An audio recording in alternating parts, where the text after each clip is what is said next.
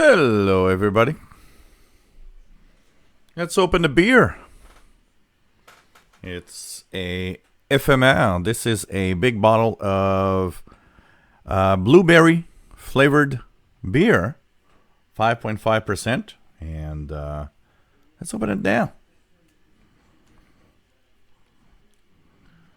And as you might expect, in this chair, there's a beast called Paul the Cat. And he's looking at me now. He knows I'm talking about him. And he was wondering, so is this going to explode in my face? Not yet. And here we go. Oh, that's power. There we go. Ta-da! Smells good. Smells like blueberry pie or something. So let's pour the beer. Welcome, everybody. Hope everything's all right. Sorry for Friday. We have a unusual problem here, and it's the fact that, look at that, it's blueberry flavored and colored. Good beer. So we have a it's funny because here at the end of the street we have an electric pole, and that pole, the position where it is, has been hit 3 times by cars, including Friday. So I don't know, they need to do something about it, because it's like one of those corners where there's things happening all the time. So that's why I wasn't here Friday. I'm sorry. I was all ready, I had prepared everything. The cameras were, camera, laptop, the lighting systems, everything was like positioned. And it's like, oh, no power at 1:05 p.m. or something. And it was like minus 15 outside, like almost 0 Fahrenheit. And I was like, yeah, that's the best time for a power outage. Nothing like having a power outage when it's 0 Fahrenheit. So, hey everybody, welcome. This is a Wednesday show. So my name is Gilles. I'm located in Montreal, Quebec, Canada. And we are here twice a week when there's no power outage, no hurricanes, no whatever. And we are on Wednesday at 7 p.m. Eastern, 4 p.m. Pacific. That's 0 UTC. On Friday at 3 p.m. Eastern, noon Pacific, 20 hours UTC. Tonight we're going to talk about 3 different little things. Little thing number 1, the AN-48X Texan antenna. Problem, or thing number 2, the RSP DX by SDR Play. And item number 3, that is actually on DMR right now. The Icom IC-R30. How about that, guys? Do we talk about these 3 things tonight? How about it? I think it's going to be interesting. And I have an opinion on the IC-R30. Tonight will be a live review of the Texan AN-48X antenna. As for the RSP DX, I need time to test it really, really correctly, because I have a few things I want to do to compare it to the RSP-1A, to see what it is. It's interesting because I'll also talk about something that not just one, a couple of people actually shared with me on their experience with SDR Play devices. And, testing is a difficult thing. I don't test professionally. I don't have all the, fancy equipment. And, this is 26.9 dB down from the... My experience is live experience from, using it every day with pretty, average devices and antennas and stuff. But I think it still measures well in my own personal impression of whatever, So, here's Mr. Paul the Cat positioning himself.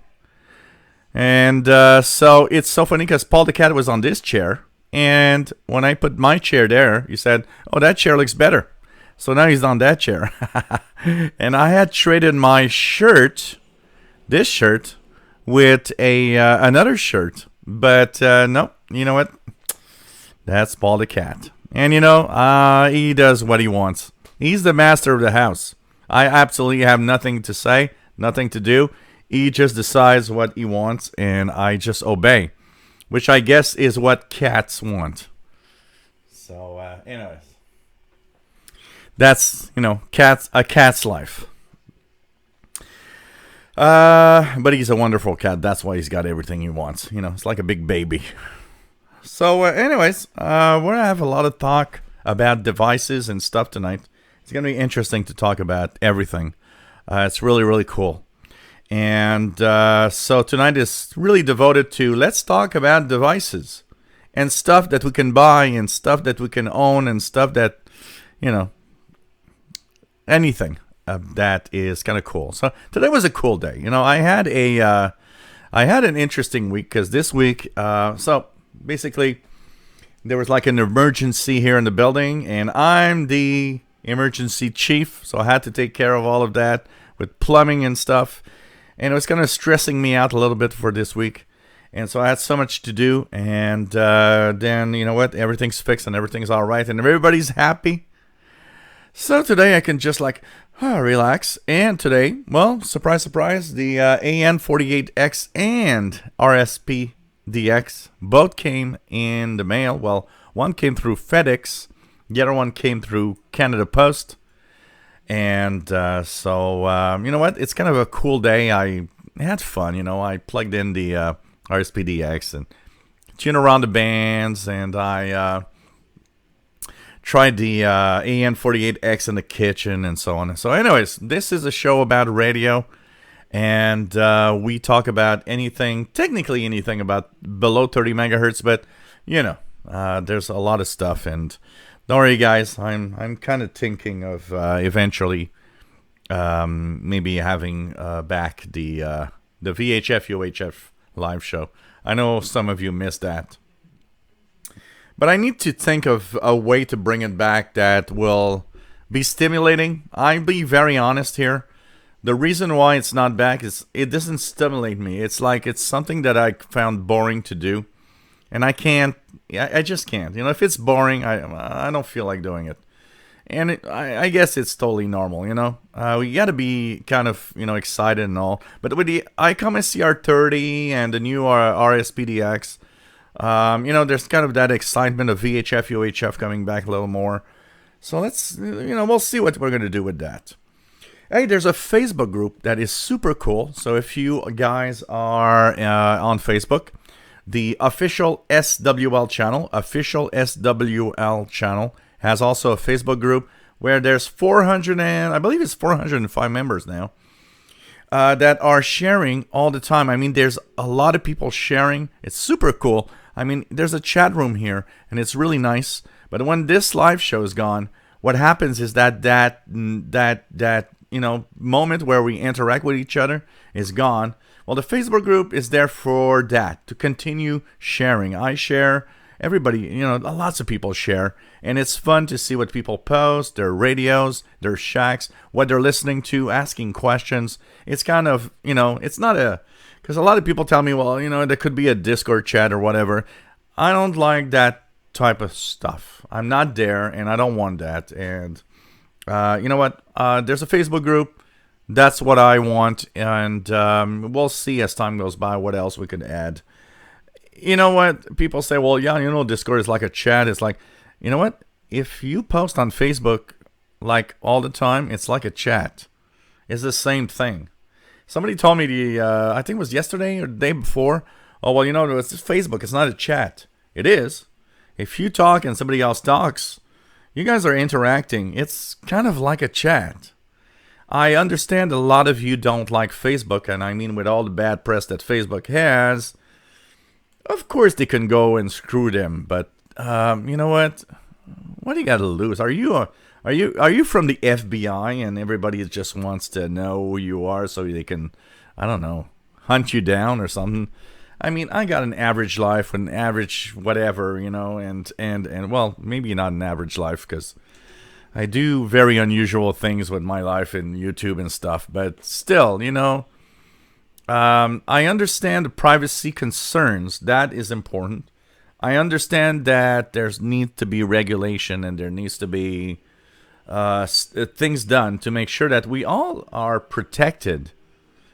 But there's a limit where, you know, there's that I always call it the thin line of walking on the edge of a precipice and saying, well, this is where I can stand, and this is where I accept that because of convenience and what things could be interesting and the stuff that happens in my life, I will accept to walk on this line. But I totally agree also with the fact that, yeah, Facebook is banned and Facebook needs to be honestly regulated. But, you know, we got a Facebook group, and that's where it's happening, and that's where I decided it's happening. That's how it is, you know. I mean, I work hard for everything. I work hard to try to reach everybody. I understand there's different outlets. There are different ways of experimenting. There's different ways of meeting everybody. You know, you could argue that YouTube is, you know, so many people argue that YouTube is banned and YouTube is this and that. Hey, I'm on YouTube. And that's my living. This is my living. I actually have a salary out of this.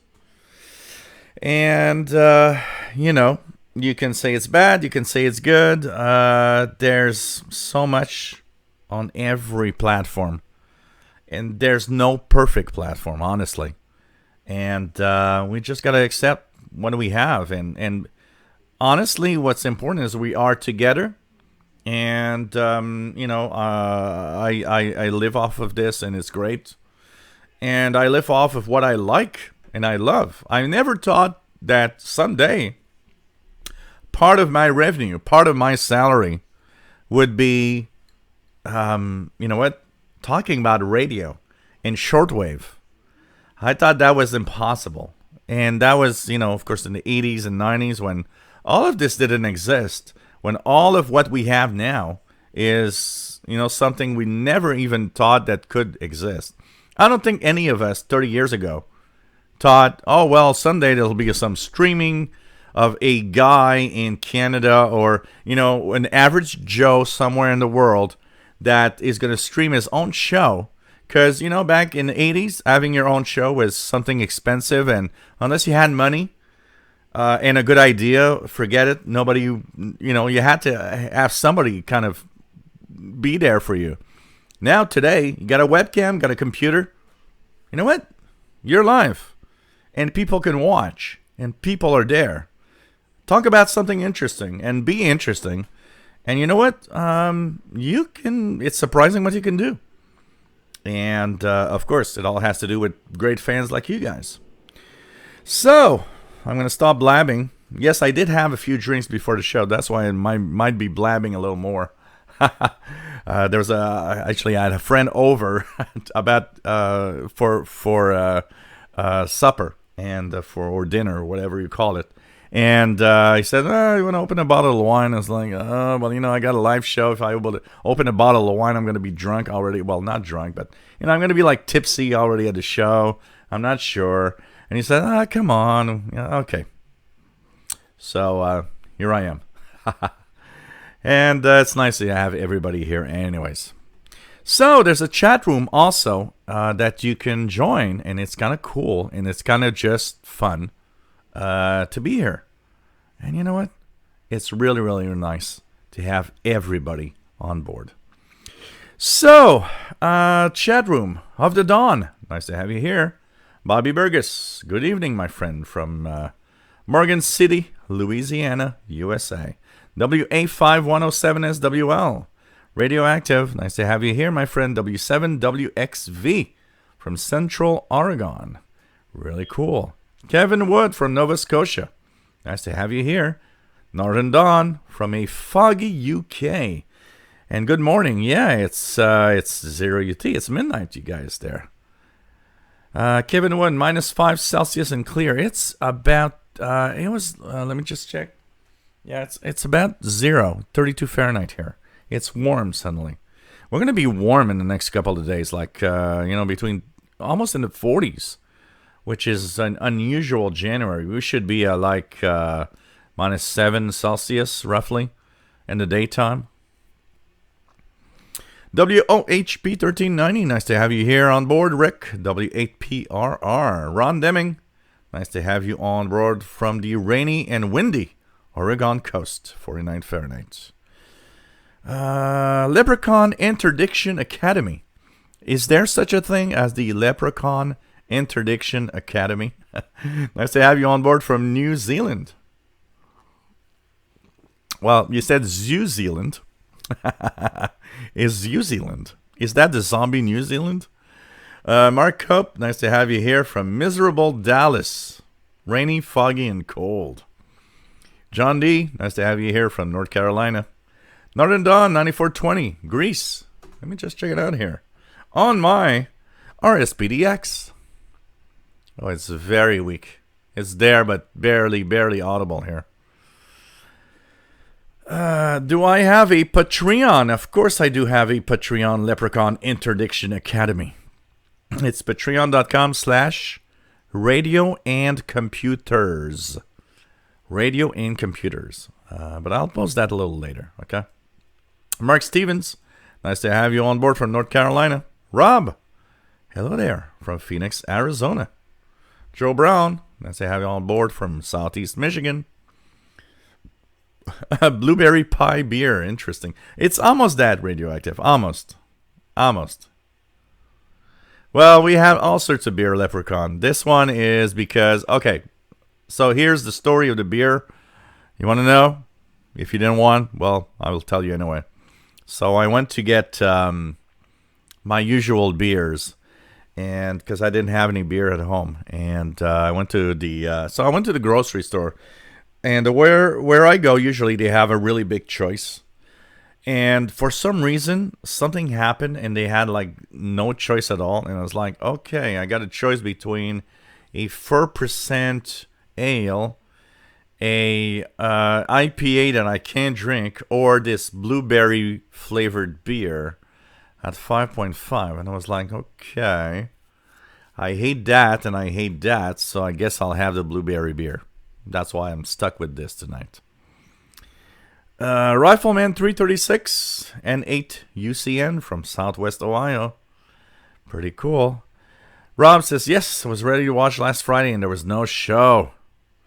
Yeah, sorry about that. Jerry DX, nice to have you here. Mike Stevens, yeah, it's so cool. I'm so happy with the SDR Play RSP DX. Really, really nice. And these guys, I mean, they sent me that like express FedEx from the UK. It took like 2 days. Joseph Eichenbaum, nice to have you here, my friend. Page Master, nice to have you here, my friend. The KC5VOY, W8533136SWL. And we'll go to get the extra class upgrade this Saturday. Good luck, and you'll have it. I know you'll have it. Radioactive says, sounds good to me. Let's see how they work. Cool. Northern Dawn wants to try the Icom scanner. Rob says, all three, thank you for the live review on these. Michael Satterfield, nice to have you here. K4AFT. Joseph, looking forward for the RSP DX review. It's going to be interesting. I mean, I need to test it really well. There are some devices you can test in an afternoon and already know and already do a review. There are devices that take a little more time. The R30 took a little more time. The RSP DX will take a little more time. I need to test it out. There's a few things I want to test personally because I kind of have seen some of the flaws of the RSP-1A and want to see if the DX version has fixed these flaws or not. So I need more time to test it so that I know if whatever happened on the RSP-1A might be fixed on the DX version of the RSP, which I understand has a new front end that's been redesigned to be better. So there's a lot of little things in there. It's a complex, it's a complex world. I might not have complex equipment to test it, but I think my personal observations are interesting to test something. You can have numbers, but you can have real life experience from a guy that's been listening with radios for 35 years and more. And I think personally, you might have, there's always that guy on my channel that says, well, you haven't tested it with, that minus 5 dB test of whatever. And I'm like, hey, this is not a university, okay? I don't have $10,000 of equipment to test out a radio. But I have one thing. My personal experience as a radio listener, as observations. And you know what? I think that is as good, if not better. Because you know what? If you get somebody saying, well, that thing didn't reach the minus 8 dB of, that feed line. So, you know what? It's bad. And like everybody's looking at a guy and it's like, what does that mean? Well, I'll be the guy that's going to say, well, that overloaded on this signal and that made spurious signals here and blah, blah, blah. Maybe that's more interesting for a lot of people, maybe even for the majority of people. And I don't want to bring down those tests because those tests are nice. It's cool to see that people out there test everything in a manner that's very scientific, and it's kind of interesting. But you know what? Numbers, you can use numbers to say anything you want. I see this with PCs and computers all the time. Yeah, this got an i7 at this version and at that speed and with this thing and that amount of RAM, and it's like, yeah, it doesn't mean anything. It doesn't mean anything. Okay, show me performance. I'll tell you if a PC's fast and good. But you know that i7 4800K XYZ, I don't care. I want to see that thing in my face running. That's real world test. And that's what I do. I got the things in my face running. And you know what? I dare anybody, any manufacturer out there. I'll already say one thing. SDR Play sent me that RSP DX, and I will, I want to make sure that everybody understands. I got it for free. It's a gift from SDR Play in the UK. So maybe, there's already some people out there that send me messages saying, oh, so you won't be able to say the truth about that device. I'll say the truth. You know what? If that was a crappy device, I would say it. Because I do not care if they don't send me another radio because I said it was crappy. Because I have one thing very important on this channel. With all the people that purchased radios based only on what I think and what I said, I cannot get away from that. I still need to be able to talk freely about what I think of a device, even if you give it to me. And that's where, you know what, I'm going to reach out to manufacturers out there that know that I exist. Because obviously, SDR Play knows that I exist. And obviously, there are others that know. Texan knows I exist. You know what? If you're not afraid of the performance of that radio you just have and you want somebody to talk about it, well, you know what? Reach me. Official shortwave radio at gmail.com. Tell me I'm going to send you that new radio and talk about it. If you're not afraid of the performance of your radio, you got nothing to lose. That's it, But I can already tell you guys, and you'll learn a little later, that I can already see that at least at the basics, because I haven't used it enough and I can't really give an opinion honestly right now, but the SDR Play DX at least is as good as the RSP1A. That I can already say it is. I can already say it is just after a few hours.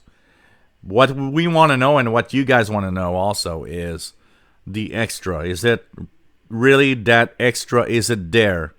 And that's a few things that I need to test. That's why I can't pronounce myself right now, because I haven't tested it to see if that little something more, is it there like they say it is.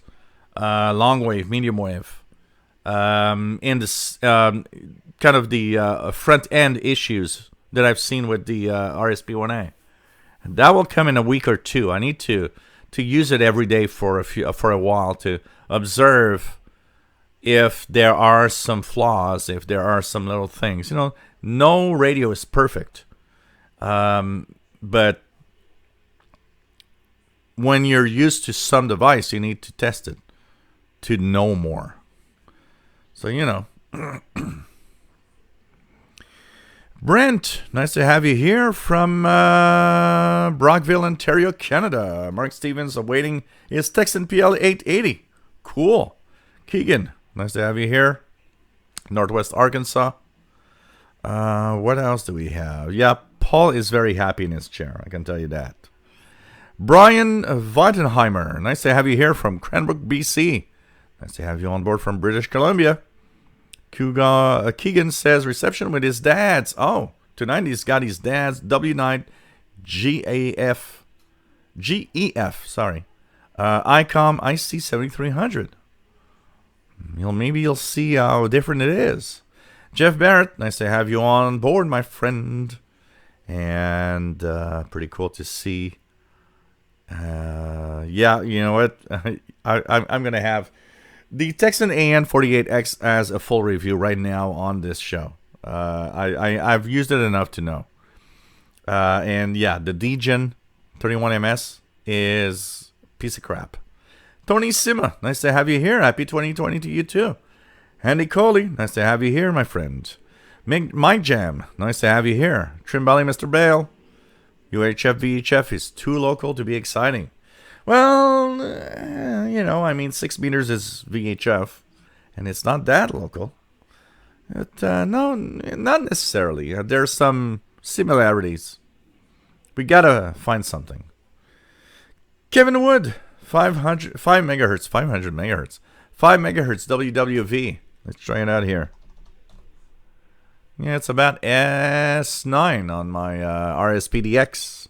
Brian Penny, nice to have you on board from Cape Cod, Massachusetts.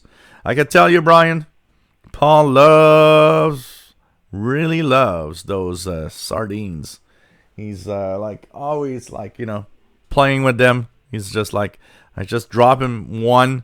He plays for like 20 minutes and he's just like going crazy. It's really a lot of fun. Radioactive, will be good to see how the RSP DX performs high UHF. Absolutely. Northern Dawns, what mode some utility signals use? Well, most utility signals are in upper sideband, first of all. Most of them. And then, of course, there's the digital signals. There's some, you know, weather facts. There's some Navtex. There's all sorts of different modes, but everything in utility signals is usually tuned in upper sideband. Mike Jam, I have a question about my Alicrafter's S20R. How much noise is normal between stations? Okay, well, you know what? That's the problem, is that's a very local issue. That means the noise I have here in between stations and the noise you have in your place with stations and the noise that somebody else has with stations, you know what, is very different. It's something that cannot be measured or cannot be, there's no normal noise. Normal noise, if you want to have a standard, is being in the middle of the forest 1,000 miles away from everyone. That is what we would probably have as a baseline for noise. And even that is something that we can discuss, because I mean, noise changes, even atmospherics, solar generated, and so on. All of that noise changes. But I mean, in an urban environment, in a place where we all live, most of us, noise is not the same for you, for him, for her, or for me. And so there's no clear answer to that question. Kevin Jane Apollo, enjoying my new Texan PL-450. We're getting great results with a real wire antenna strung across the room. Looking forward to warmer weather. The Texan PL-450 is an amazing radio. It's beautiful, the sound is amazing, and it's super sensitive and really nice for a portable. Happy you're having fun with it. Edwin Toma, nice to have you here from Kansas City. Really nice to have you on board. Cyberflyer1, nice to have you here from the UK. Ron Deming, YouTube is cool. Absolutely. Joseph says, maybe you should try Reddit. The RTL-SDR signal identification and shortwave subreddits are great. I'm going to check that out. I actually never really looked at Reddit. Maybe I should look at that. I will. Absolutely. Rob says, I'm glad you're on YouTube and no one can replace you. Thank you so much. Oh, man. Rufus, nice to have you here, my friend, from the Laurentian Valley, Ontario. Mickey Dalmage, nice to have you here, Radio Thailand in English. Yeah, you guys are getting that all the time in Alberta. It's something that's almost impossible here in Montreal. I miss Radio Thailand. If I'm looking right now, there's not even a peep of a signal. Not even a peep of a signal here on the East Coast. Oh, man. Mark Steven says, live well and prosper, Joel. Happy you're out there. Yeah, thank you. I'm happy without you guys. Without you guys, I wouldn't be anything. Honestly. So, I'm also happy you're all there. Honestly. It's cool. So, let's check it out. Going down. I just lost my space here for a second. Okay, Rodelva 65 from New York City. Nice to have you here. What else do we have?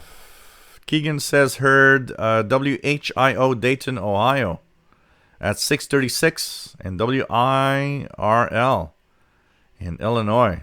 Wow, that's cool. Edvaldo Lemes, nice to have you here from Brazil. PY4001 SWL. Nice to have you on board, my friend. Yeah, Brian Penny. But Radio Thailand has two headings, by the way. When they broadcast at 0 UT, from 0 to 030, they aim at the East Coast, and at 030 to 0100 is the West Coast. No problem, Kevin. Don't have to drink all the time. Jean-Marc Letz, bonjour et bienvenue de Strasbourg en France. Always nice to have you here. Free Saxon, nice to have you on board. 12:15 a.m. in the foggy old North Wales, Britain. Take care, my friend. Have a good night. Kimberly, nice to have you here. K6YYL in California. En Californie. That's the way we say it in French. La Californie aux États-Unis d'Amérique. Dave Freeman, nice to have you on board from Monroe, New York. Pretty cool to have you here. Kevin Wood has 11780, sounding like top 40 station from the 70s. Let's check it out here. That's Brazil. Yeah, pretty good signal. Radio Nacional, Amazona. With some talk right now. Really nice. Ronald Klons, nice to have you here, my friend, from the Chicago area. Pretty much the same temperatures we have here, 32, 31 degrees Fahrenheit. Kind of warmer. It's going to be warm in the next few days. Jim, nice to have you here from Rhode Island. William Moser, nice to have you on board. Chuck Yunkin, does Paul have his own official channel? You know what? A friend of mine said, you're not making enough money. if you don't have an official channel just devoted to Paul the Cat. And I said, you know what? When I look at all the cat videos that have millions of views, maybe he should have his own channel. I mean, you know, maybe some kind of cam. Paul the Cat 24 hours a day. I'm sure a lot of you would actually watch that.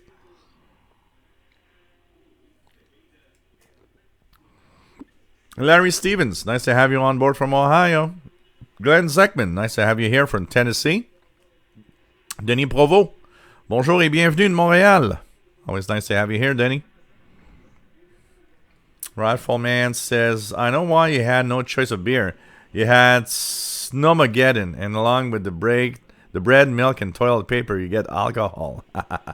Now here we were very, you know, we had like maybe 6 inches of snow. Nothing really bad, honestly.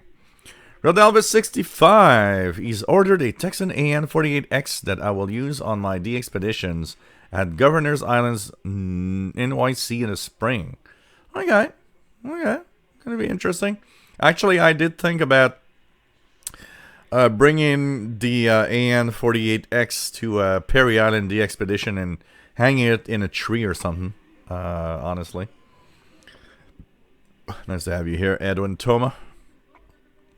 Resolve 65, Radio Exterior de España, 9690.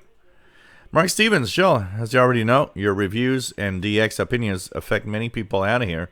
Your stats on the YouTube are probably understated. I would believe not everyone participates. Great job. Thank you very much. Thank you very much. There's a lot of people watching, and that I know. There's a lot of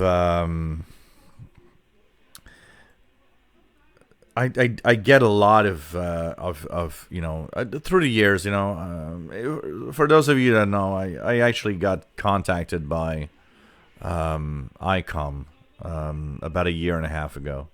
But you know what? I don't sell my soul. I will talk freely of what I talk. And you know what? I always tell anyone that wants to send me something to talk about their products, look, send me your best product. If your best product is what you believe in and is good, I will not talk bad about it. And there's no worries. But don't send me the crap, because I'll just say it's crap. I mean, so many people, I actually am amazed at how many people out there purchased a radio based on my opinion. And I remember just before Christmas, I was watching a tech show, and there was a guy that I like a lot, and he was saying, well, you know, you get every day these comments of, well, I purchased this computer because you said it was good, and it's a piece of crap. And he said, well, you know, if you start giving your opinion on something, there's always somebody out there that's going to say, well, I got it, and it's no good. And you're like, yeah, you can't please everybody, honestly, you know. Dave Freeman, nice to have you here. James Powers, nice to have you here. Derek, from Derry, New Hampshire, sorry. KC1ENJ says you're doing a great service to us listeners who are enjoying. Thank you very much. Mark Stevens says Raspberry Pi rocks. I need to get one. For a guy, you know, the only reason I haven't got one is I don't have time to do a lot of stuff. Because honestly, I would be one of the first to have a Raspberry Pi and play around with it. Shelly Sykes, nice to have you here, Shelly, from Pennsylvania. Pretty cool. Keegan heard 740 in Toronto, CFZM. Wow, that is cool.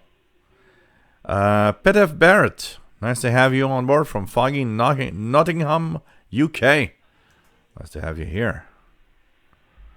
Nice to have you here. Mark Stevens, Texan San Gil and new Texan PL990. Yes, if you believe in your radio, you're going to sell some if you send me one and it's good. Eddie SX, nice to have you here. KA6LMS, nice to have you on board. DMR 3100 last night. John McClure, nice to have you here. Jay Jolie, moved from Costa Rica to Cabo San Lucas, Mexico. And nice to have you on board, my friend. I miss my Sunday beer with my friend. So hope you're enjoying your time in Costa Rica. I saw lots of pictures. I'm jealous. And now in Mexico, I'm going to send you some snow. Nice to have you here, Jay Jolly. Always nice to have you on board. So Mark Cope, China Radio International English Strong in Dallas on 11790. Wow, okay. They still haven't come back from the Albania transmitter site. Since there was this Albanian earthquake, the transmitter site had problems. They haven't come back yet. That surprises me from China Radio, honestly. Mad Radio DXer, nice to have you here. Jerry DX, how do you like the RSP DX so far? Love it a lot. In performance, I haven't tested enough performance-wise to give an opinion, except that from what I see, it's as good as the RSP 1A. Okay, I can at least say that. What I like, multiple antenna inputs. So now my W6LVP and MLA30 are both together, on the device, so I can just switch them by software. That's great. Also, I'll be able to have my wideband vertical VHF UHF on it as the MLA30 for HF. That's great. Medium wave and long wave, still not enough tests to really give an opinion, honestly. But it is one thing for sure. You get these radios, like for example, you get an MLA30 and you test it, and as the more you use it, the more you're like, you know what, okay, I'm not super happy with it. I mean, but the SDR Play RSP DX, I can say one thing. Of the Icom IC-R30, the Texan AN-48X, and the RSP DX. The RSP DX is the only thing that I've received in the last few weeks that there's nothing negative about it right now. There's negative stuff about the Icom IC-R30, negative stuff about the AN-48X. I have nothing negative to say right now for the SDR Play RSP DX. It's not because I got it for free, okay? Harry Anderson, nice to have you here, my friend. Levy Nathan, nice to have you here from Israel for Z1008 SWL. Pretty cool. Kevin Wood is getting 740 VOCM St. John's. Prasad Astaldekar, nice to have you here from India. Always nice to have you on board, my friend. And thanks for posting your reception of stations in India on the Facebook group. It's really cool. Zachary Antle, nice to have you on board. And I'm doing really well. I got a great week, except for a few things, and I'm really, really happy. So it's nice to have everybody here. Ron Deming, yeah, thunderstorm is part of the normal noise, absolutely. Glenn Zegman says, Joe, but most business like people who are true about their products, because how do they know if they have any problems?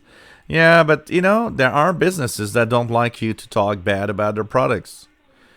And I gotta be honest, when I talk bad about a product, it's bad. You're going down the dumpster.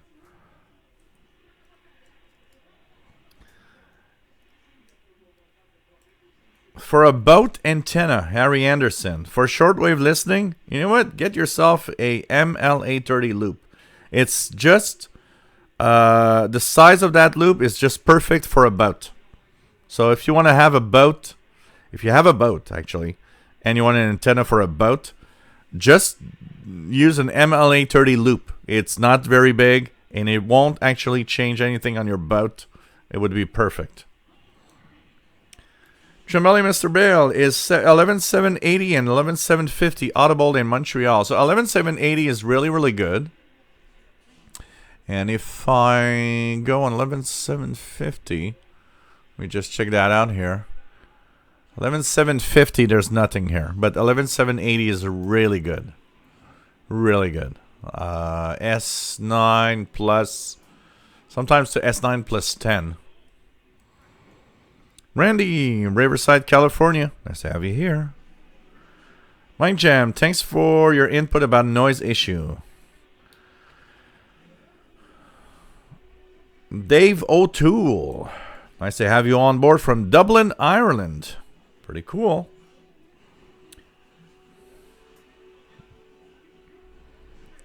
Kimberly says, thanks, Joe, for the pronunciation of California in French. La Californie. Oh, man. Chambali, Mr. Bell, what's the farthest away station between 540 and 1700 kilohertz in North America? Well, it depends on where you are and what your position is. If personally, I've my record is there's 2 stations that I've heard that are very far away in my life in the AM band. So in the 90s, there was a shutdown of local stations. So here on 800 kilohertz in Montreal, we have CJ80, which is a station from that is old people programming that are stuck in the past, because it's the most boring station you can have in English in Montreal. I still don't understand why they exist.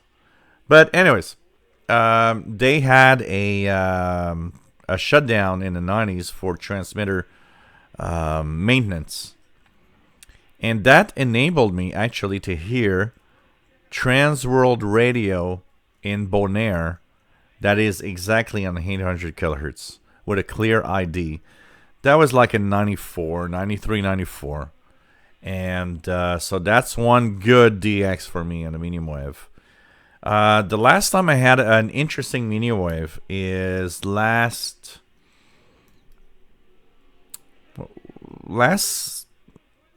fall, early, like late summer at least. I'm trying to remember when I did this.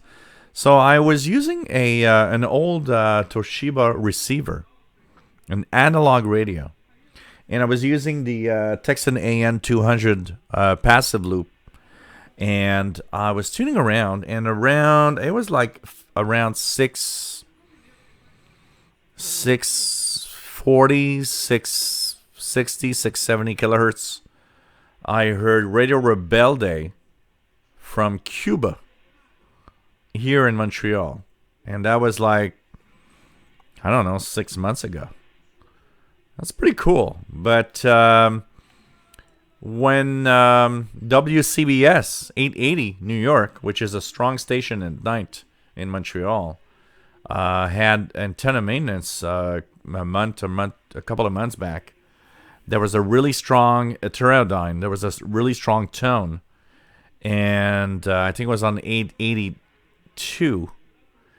And when I searched, it was the BBC in the UK. And the 80s, I remember hearing the carrier of Norway on 1341 kilohertz, something like that. So you can DX some people in very quiet environment and good equipment DX the world on AM. Paul Knight, his RSP DX is on the way. Cool. Callum, nice to have you here, my friend. Hope you're listening to Longwave. Callum says, okay, Angel, after the power cut, I missed Friday's show because you're back today. Yes, I'm happy to be back. William Powell, having trouble with SDR, RTL software uploading. Any good webs to help a beginner?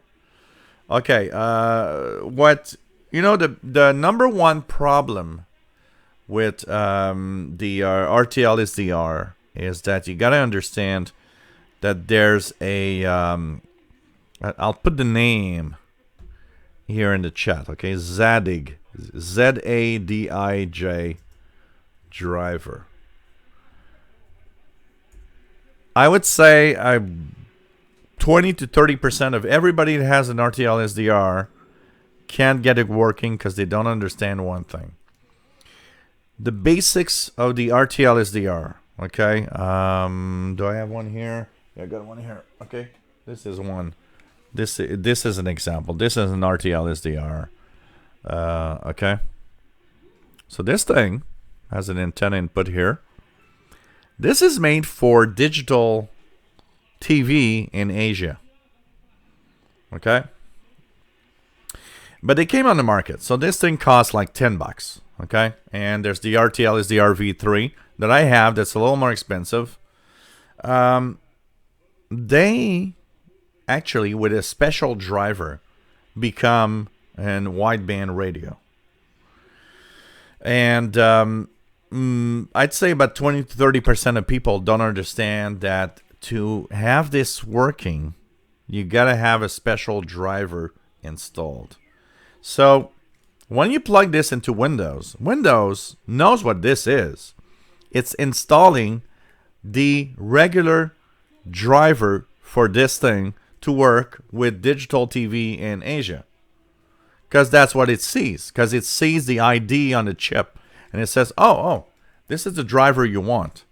The problem is, we are not the regular people. So we don't want that driver. We want our own driver that transforms this thing into a wideband radio. And so you have to install the Zadig driver. Okay? And that replaces the driver that Windows wants to give you with the driver that this thing needs to work with the software you download. That's the first step. Remember, if you're in Windows 10, Windows 10 has these regular big updates every 6 months. Well, every time that happens, you'll have to reinstall the Zadig driver because it replaces the driver. Once that is done, you can download HD SDR, which is one of my favorites for that. There's SDR Sharp. That is another good one. There's SDR Console V3. That also works. So there's quite a few software. And these will actually use this, and you'll be able to tune around. Callum is from Sheffield, England. Sheffield, England. Trim Bally, Mr. Bell. If a Raspberry Pi is made out of an old BlackBerry phone, is it a BlackBerry Pi? Am I into Navy ship chronometers? Not really. Not really. Jay Lee, nice to have you on board. Neopix, nice to have you here from the Philippines. Really nice to have you people from around the world. This is so cool. This is so cool. Okay, what else do we have? Callum, do you think about Robert's radios? I love Robert's radios. You know, Robert's radios, a lot of the radios that I have actually have a Roberts version of them. So many of them, actually. There's a lot of radios that are made by manufacturers that actually share the Roberts names. I think Roberts is a little bit like Grundig. It has its own kind of importance as being a brand that's good, you know. Michael Mora, nice to have you here from Colorado Springs, Colorado. Joe Brown purchased the Texan PL680 and an MLA30 loop based on my reviews. He's pleased with their performance. Your opinions can be trusted. Thank you so much, man. You know, that means a lot because that's what I want. I mean, I know people will spend money. I mean, you know, the day we spend some money on something, I mean, what do? We want to know, is that thing good? Is that TV going to be, you know, working in 10 years? Is that thing going to perform like I want? Radio is a very unique space. We want to know what performs, what works really well. And we need to know, is somebody out there talking about something? Can I trust an opinion of somebody? And that's what I want to hear. I mean, I want an opinion to be trusted, and I want my opinion to be trusted. And I want to make sure that everybody can buy something and know that if I said buy that, you'll be happy with it, honestly. I mean, look at the MLE-30. I don't know how many MLE-30s were actually sold because of my opinion on it. But there's quite a lot of it. And you know what? I just look at the Christmas holiday we just had. How many people bought an RSP-1A from SDR Play based on what I said? I think there's a reason why SDR Play sent me the RSP DX. Because they said, you know what, that guy in Canada loves our products and we sold a lot because of him. We need to send in that new one so that he can talk about it also. Rob says, why I like and respect listening and watching usual. Your reviews are honest, even for Windows, software, and computers. Thank you very much. Zachary says, awesome dude, been having a great time this week. Cool. Jason Stafford, nice to have you here from Oregon. Ron Hicks, KM4LDI. Nice to have you on board. Mailed out 9 reception reports today to hams in the U.S. All reports handwritten. Wow. By mail? You did that by mail? Wow. I already have gotten 5 QSL cards from the previous reports. Cool. This is fun. Really, really cool. So Keegan says, medium wave reception last night with a beverage antenna aimed northeast. Nice. Ron Hicks, QSL CFRB recently. Got a previous card that is about 25 years old. I got 2 cards from CFRX, which is the shortwave side of CFRB. One in the 80s and one somewhere in the 90s. Callum is listening to the shipping forecast on the BBC Radio 4. Hey, a lot of, I hope you're not too sad, Callum. A lot of long wave and medium wave BBC frequencies shutting down, unfortunately. Joey D, nice to have you here from New Jersey. Pretty cool.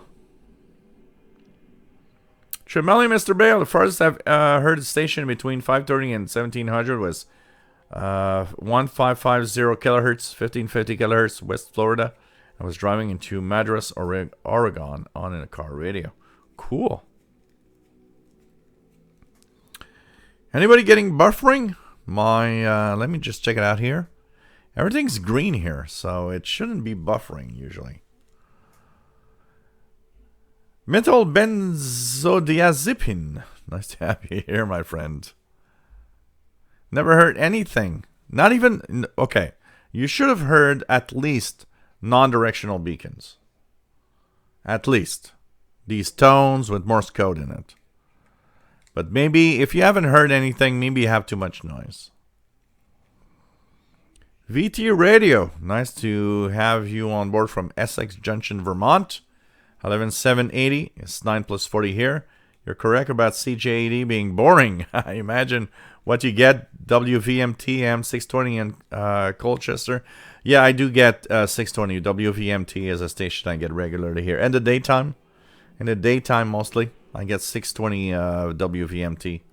It's one of the what I call the beacons, which is a station I tune to test the performance of radio. Because in the daytime, most AM stations, they have a standard level. So 620 WVMT out of Colchester, Vermont. 580 CFRA in Ottawa. These are stations I will tune to in the daytime to test out the... actually, that's what I did with the RSP DX today. First thing I did, because they talk about better performance, was to tune 620 and 580. But it's not a good test because, I need... Anyways, I'll do more.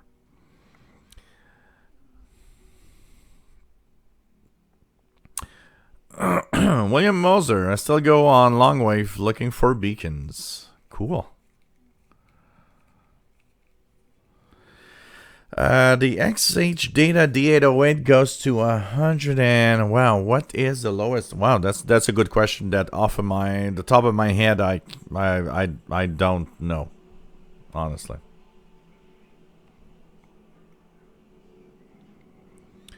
I thought it was maybe 150, but it could be 100 or 125. Well, you should be able to hear at least one a non-directional beacon. Okay, you know what? I'll answer that question very simply. Metylbenzodiazepine. He's got a great question, because it could be a question of any band actually, not just Longwave. So if Longwave has the ability to travel such long distances, why is the entire Longwave silent all the time? And I'll answer in two ways. One, Longwave might be plagued with noise at your location. So if the noise is too high, you're unable to hear what's in there. Okay? Look, I'll try something here. Let's take I got a Degen DE 1103 right here quickly. Let's put that volume down. So band. Let me just check that out here.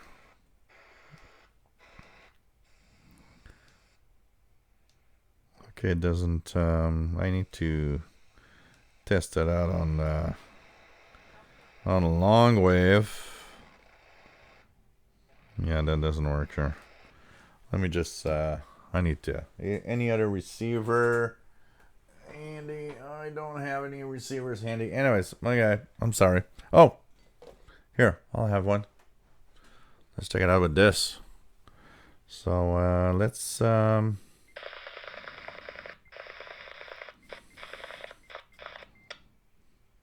You guys don't hear anything, of course. Of course not. So I'm on 248 kilohertz, which is usually a non-directional beacon.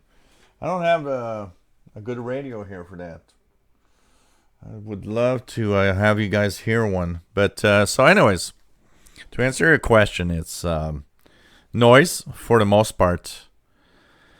In North America, and here's the thing also, and you got to understand. So in North America, there's no broadcasts on Longwave. North America, we have some maritime stuff, navigation stuff, and we have non-directional beacons. And all of that is very low power. It's never been a broadcast band in North America.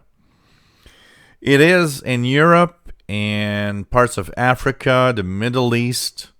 And over there are some really strong stations. And if you're close to the East Coast, so for example, people close to the Atlantic Ocean, they often hear one that is logged all the time is Algeria, what was it, 162, or I don't remember the frequency, but or 262.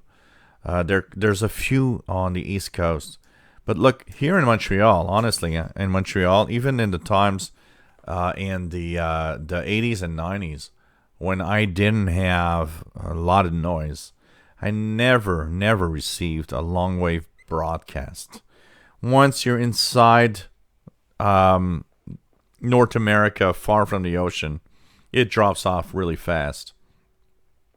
So here in North America, most of what we have is non-directional beacons. And even that, you gotta have like low noise. William Powell, nice to have you here. Ron Deming, when I lived in Montana, I had 100 feet long wire, and the best I could do on long wave was beacons. Yeah, because there in Montana, I mean, there's not a lot more than that. Kevin Jane Apollo, WS2H, Radio Slovakia English on 7780, and it's probably ended now. William Moser, every so often I can find long wave beacons, late 90 DXing is best for long wave. Yeah, middle of the night, late night is really where, you know. Is this weed gonna get me high? Lol.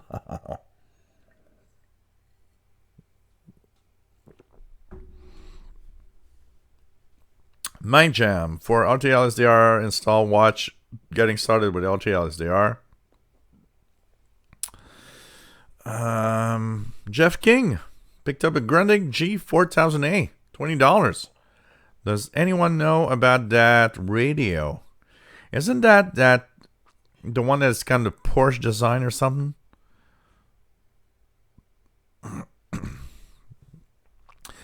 Yeah, RF 3100 is actually definitely cool looking, but I don't know. I'm not sure I would pay $250 for that. 6942 is a I'll just tune in here, but it's something I hear regularly. It's a link. How do you call it? Link something. It's a NATO link signal, which is a repetitive burst of data. This is NATO, and it's all across the shortwave bands. You have a lot of it, honestly. LU9HW, saludos. ¿Cómo está? Desde Canada.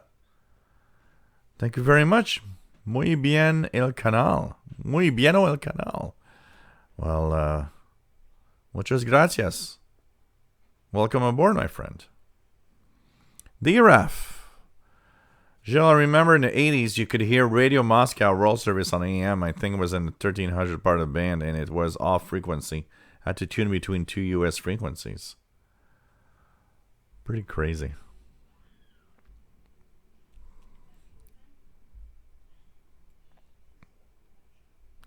$3830 Radio Man, nice to have you here. Matt, Colorado, nice to have you on board.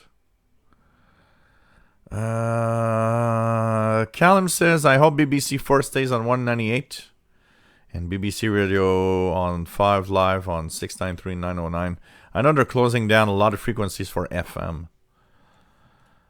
And yeah, it's a link. What's a link 71 or something like that? DRF, am I going to do the MLA30 assembly video? Yeah, I really need to. Give me time. I will post, my friend. Neopix, for a shortwave long wire antenna, can wire rust affect the reception? Not that I know of, because rust, for the most part, affects the outer, like not just rust, but any oxidation of the wire. So rust is mostly for anything that is steel. But if you have copper or aluminum, there will be oxidization of the outer layer. But that technically should not affect the wire itself. Most of the oxidation in metals, so over long periods of time, yeah, it can actually go through. But for the most part, when your wire actually changes, it's mostly the surface of the metal that oxidizes, but the innards is still intact. It's what comes in contact with oxygen actually that does that, but it shouldn't affect. Usually it doesn't affect. Not for it. You know, it affects contact when you want to do contact between two pieces of metal for electricity. That does affect, but because it creates a resistance. But for an antenna, it technically doesn't affect most of the time. Joe Ratman, nice to have you on board from Chicago. African refugee, everyone, my XH D808 goes down to 150 kilohertz, no further, which is, I think it's 150 kilohertz, the lowest part of the XH data. Jeff King, for wire antenna, use copper. Copper doesn't rust and is good conductor. Well, copper doesn't rust, but it does oxidate with oxygen. It actually creates that greenish stuff on it. Corn Patch DX, nice to have you here. Mark checking in tonight. Been working too much overtime and missed a few weeks of the shows. But is MLA30s here? And next step is assembly and installation. Cool. Thank you for what you do. Thank you very much. Fast load. Nice to have you here. Hey, J. Lyle. Nice to have you on board, my friend. WA9211 SWL from Southern Illinois. Well, you're in Washington, D.C., so I'm pretty sure that Washington, D.C. has some... 248 is Montreal. But in Washington, D.C., you must have some beacons that you can tune to, for sure.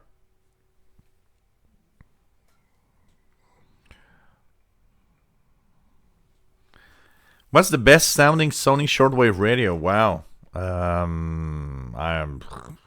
don't know. An ICF 2010? William Moser, are there any shortwave or radios magazines out there to read? Yep, the Spectrum Monitor. It's an electronic publication, but the Spectrum Monitor is an amazing publication. Fastload got a QSO from Cuba on FT4. Cool. PageMaster 4316 NMG New Orleans. Weatherfax. Cool. Yesterday, I was listening to a voice, and that for me is really what is amazing. You know, FT4, FT8, I'm sorry if it doesn't impress me, but it doesn't impress me. For me, being impressed is not that. For me, being impressed, if you verbally in upper sideband talked to somebody in another country, is more impressive. I mean, FT8 is nice. It does amazing things, but it's not impressive for me. I can't. There's no hype. I have no hype. But it is still cool. I mean, it doesn't lower the fact that it's cool at all. But when I hear, you know, the other night I heard Japan on 20 meters. It was like, no, that's cool. I'm hearing a guy actually talk on 20 meters from Japan. Now that's cool. David Martin, nice to have you here.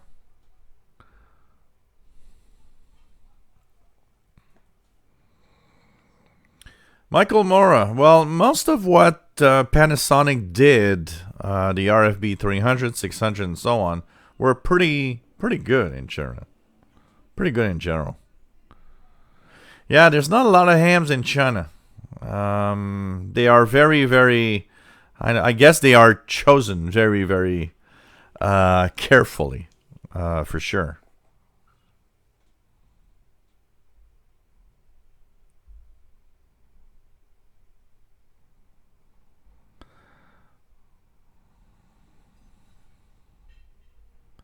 What else do we have?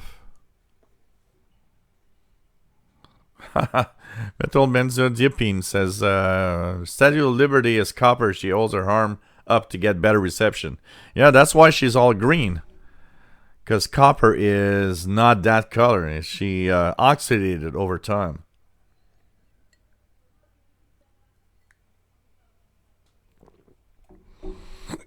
Yeah, absolutely. In North America, the medium wave band is called AM. It's funny because you look at a European radio, and it says medium wave. Any pulse sightings tonight, says Joe. So here we go. We'll lower the camera. Here's Paul.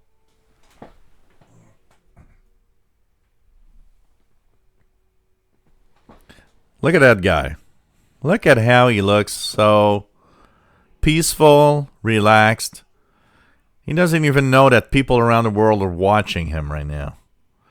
The funniest part is this is his chair. I put my chair here. I went out, came back, and he had moved from this chair to that chair. And I said, well, that's my new chair. Okay, so here's Paul the cat having a beautiful sleep. Look at how he seems to be stressed out of life and how life looks miserable. I guess, you know what? If we had something that we could talk about that shows, if there's a picture, you know, we say a picture is worth 1,000 words. If a picture would actually express what relax is, I think that is pretty much what relaxed is all about. Pretty much. Look at that. He's, you know, barely, not even moving. So Mr. Paul the Cat for you guys.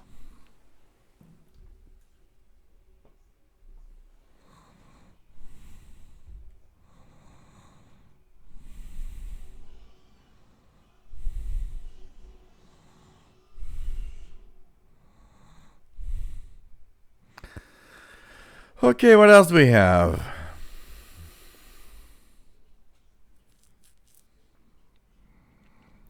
Metal benzodiazepine says he's heard single Simon hams from France and Germany coming as strong as local. X-Stage data D808. Yeah, absolutely.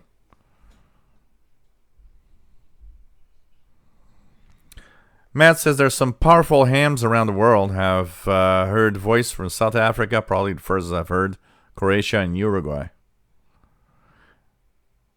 Joe says, hiya, Paul. D-Rap says, Paul gets comfy in Jill's sweater. Yeah, that's pretty much it. That's pretty much it. Look at that cat. That's the life. It is that the life. Okay, we're at the bottom of the chat. I'm going to take a pause of the chat here. And we're going to talk about one first little thing. And it's the review, official review live of a device that is the Texan AN-48X active loop antenna. It's long wave, medium wave, and short wave. Nice box, actually. This is a very beautiful box. And I've used it enough to actually have an opinion and a review live. And I'll, of course, post an official review on the channel. So one of the first questions, and I've seen that so many times, people asking me or just asking the question, does this or is this a killer of anything that is MLA-30? Well, no, and far from it. Honestly, if you have one antenna to buy, this is $27 US, okay? The MLA-30 is 40-ish US. Go to the MLA-30, okay? You're getting a killer antenna compared to that thing. First of all, okay? There's not even, you can't even compare. They're not the same thing at all. And the MLA-30 is just a killer antenna. But that said, what does this do, and does it do it right? So the Texan AN-48X is made. It's not an outdoor antenna. It's made to be used indoors or in your environment wherever you are with a portable radio, temporarily, or indoors. So of course I put mine in the window, and I chose a window because the first thing is I chose a window that had the least noise to make sure that it was as fair as possible. The Texan AN-48X is a better, okay, if you want to have one thing that it's good at, I've owned two, not one, because somebody said, well, you got a defective one, and I ordered two, actually. The Degen 31MS, the biggest piece of crap antenna that you can buy. That said, I know some of you own it and say, well, no, it's good. And you know what? It's not. But the problem is, it works as an antenna, which is, if you take wire and create the same pattern with just wire and nothing else, you would get a working antenna. So the Degen 31MS works because there's a lot of wire with it, and it does improve. It's better than the telescopic, yes, because there's a lot of wire in it. It doesn't do what it's supposed to do. I had 2 of them. That amplifier is crap. It does nothing. The antenna itself does nothing. It's just a piece of wire. But the Texan AN-48X is not that. The Texan 48X does work. The amplification does work. It is a active antenna. It is what we want or expect it to be up to a certain point. So it's an antenna that is $27 US, and basically I've tested it for about 3 hours this afternoon, and basically my cat is really wanting to have some. So what do I think of the AN-48X? Okay, it works to some point, but the problem is the AN-48X is an antenna that is very everywhere. It's like it doesn't really work well everywhere or all the time.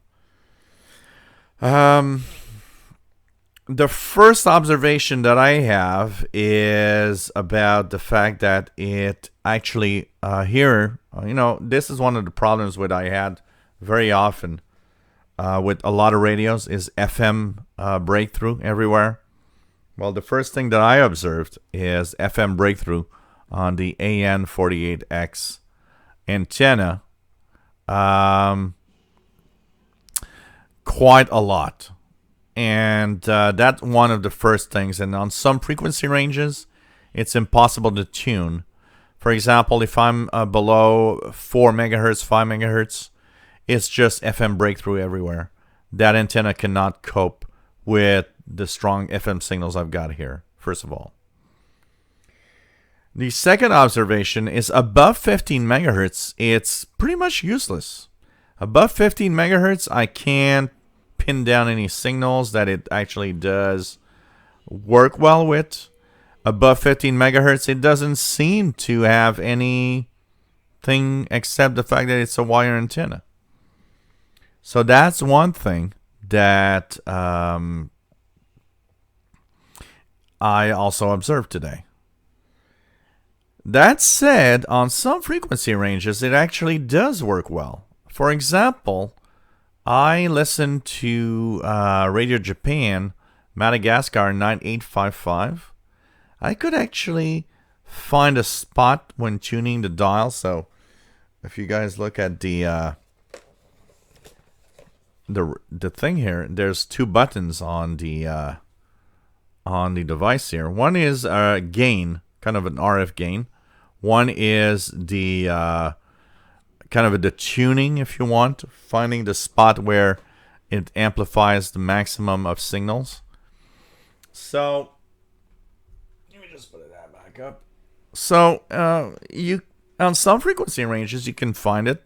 You can find that sweet spot. On some frequency ranges you can't, and on some frequency ranges it does nothing. So it's kind of a big mess of whatever it does. If you have no choice at all from an antenna, I'd say that is better than nothing.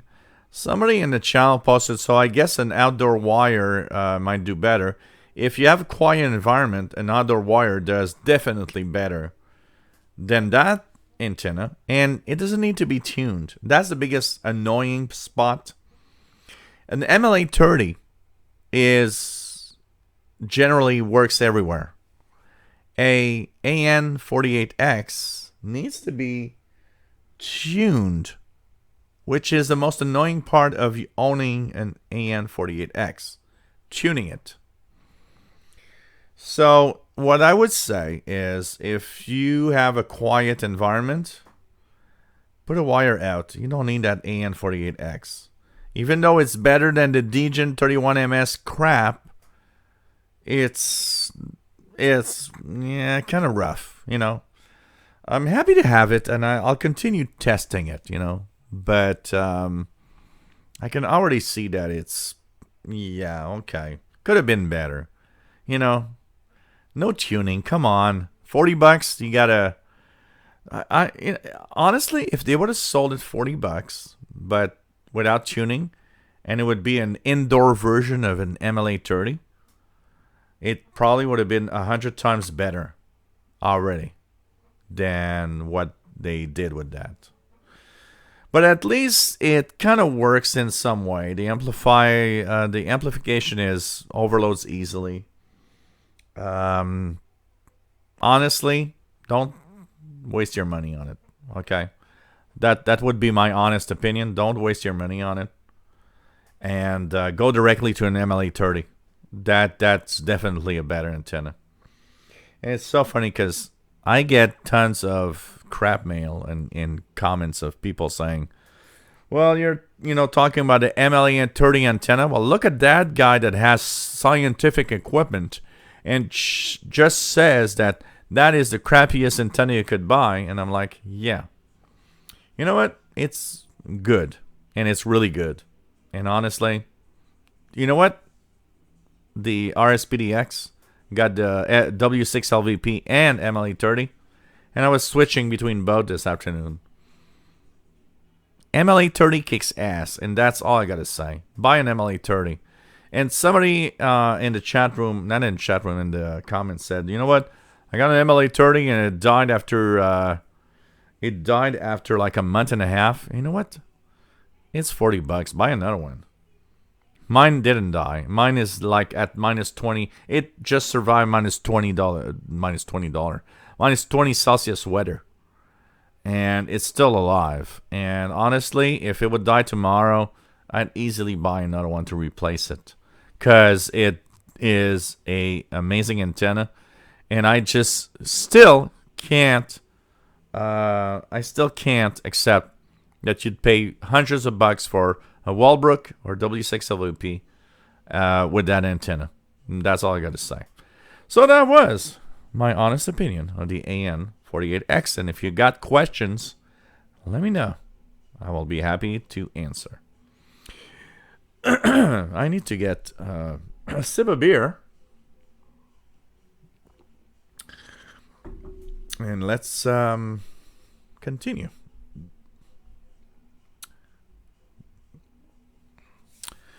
So, Julio Pineda Cordon, just tuning in right now. Is there something I lost about the RSP DX? Greetings from Guatemala. So, no, we're going to talk about it in a few seconds. Give me a little bit of time. African Refugee says, woohoo, we've all been waiting for this review. Thank you, Joel. Joe Runman, love your short review of the loop today. James Campbell, nice to have you here. Is there a noise shielding solution for the Texan PL880 with the Sangean 8 and TN60? So there will be a quiet anywhere in my apartment. Unfortunately, James, no, because that means that in your apartment, and that's the sad part of shortwave listening sometimes. You can't listen into every room or any place you want all the time. You know, here in my office, I can't listen to radio without having an outdoor antenna and shielded cable in. I listen to the radio in my kitchen with a portable because it's the quietest place. Unfortunately, that's the biggest drawback of shortwave, is that all the electronics and the devices we use create noise today. And, you know, it's sad because, you know, I remember the good old days when I could actually tune in from any room in a house and be happy because I was tuning into shortwave. Today, unfortunately, you got to choose sometimes. And being in a specific room for listening sometimes is what we got to do.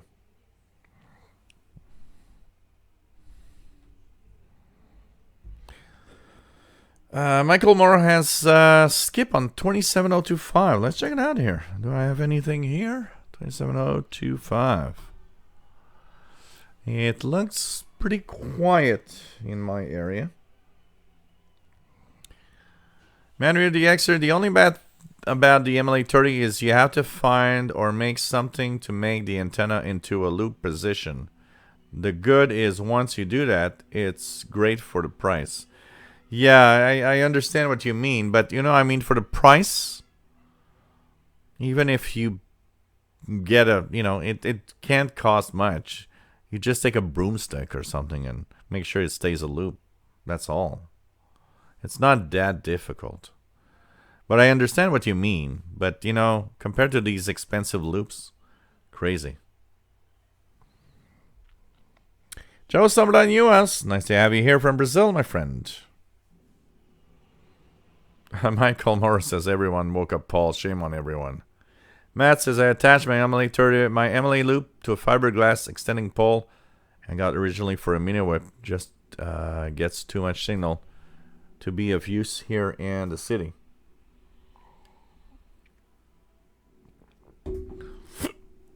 David Martin mounted his MLA-30 to a $1 wooden yardstick. Yeah. I paid $4 for a wooden broomstick. I mean, Ron Hicks, can a cat get a ham license? VE2 meow. VE2 meow is Paul the cat on the air.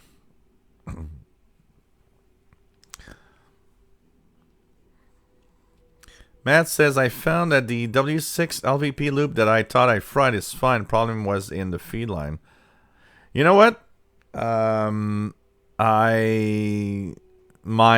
W6 LVP has been degrading in performance throughout the last couple of months. And I don't know if it's the cold or the weather, but man, crazy.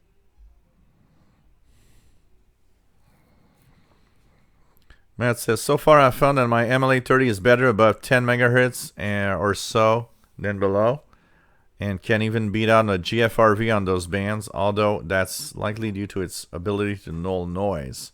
That's a big part of the loop, nulling noise compared to a G5RV or any other type of antenna. That's for sure. For sure.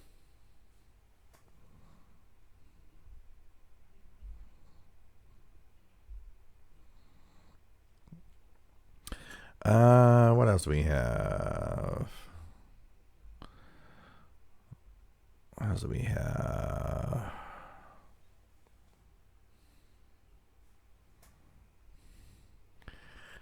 Joey, can we get FM radio on any of these SDRs? Yeah. My even the cheapest SDR goes to FM. You just need to put it in wide FM mode. That's the biggest problem. A lot of the people that go to FM band tune the frequency and say, well, I can't get FM radio. Remember that FM radio is wide band. You need to be in wide band. If you're in narrow FM, you won't get it well. But all of these, I mean the RSP DX, RSP 1A, RTL-SDR, RTL-V3, they all tune the FM band. Just put it in FM wide to listen. Rufus says, I'm in a low noise environment. I do MLA-30 and long wire switch. They both do the job. I'm amazed at the differences sometimes. Mario DXers, I made a bigger antenna made out of TV coaxial cable. Dimensions are 1 meter by 1 meter. Much better medium wave, long wave signals, although shortwave is noisier. So that's interesting. Upload a video in the new antenna and also ordering a second MLA-30 to use with a stock antenna. That's interesting. Joey D says, remembers the good old days when the only two things you had to worry about was listening to AM radio or shortwave. Was if your TV was on static or on thunderstorms. Rifleman 336, blueberry beer is not bad. It's not the best I've had, but it's okay. It's not bad. Not bad.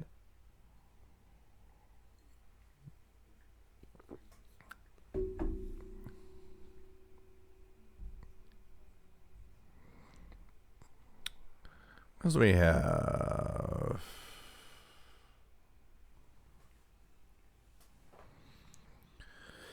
ZRF KN, I from Yuan Wally.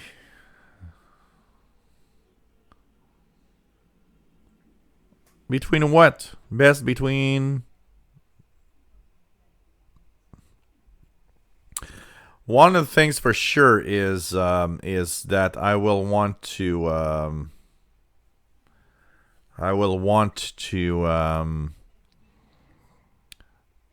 test out different loops and different size loops on the MLA-30. Keegan says, if Paul gets on the air, maybe VE2CAT.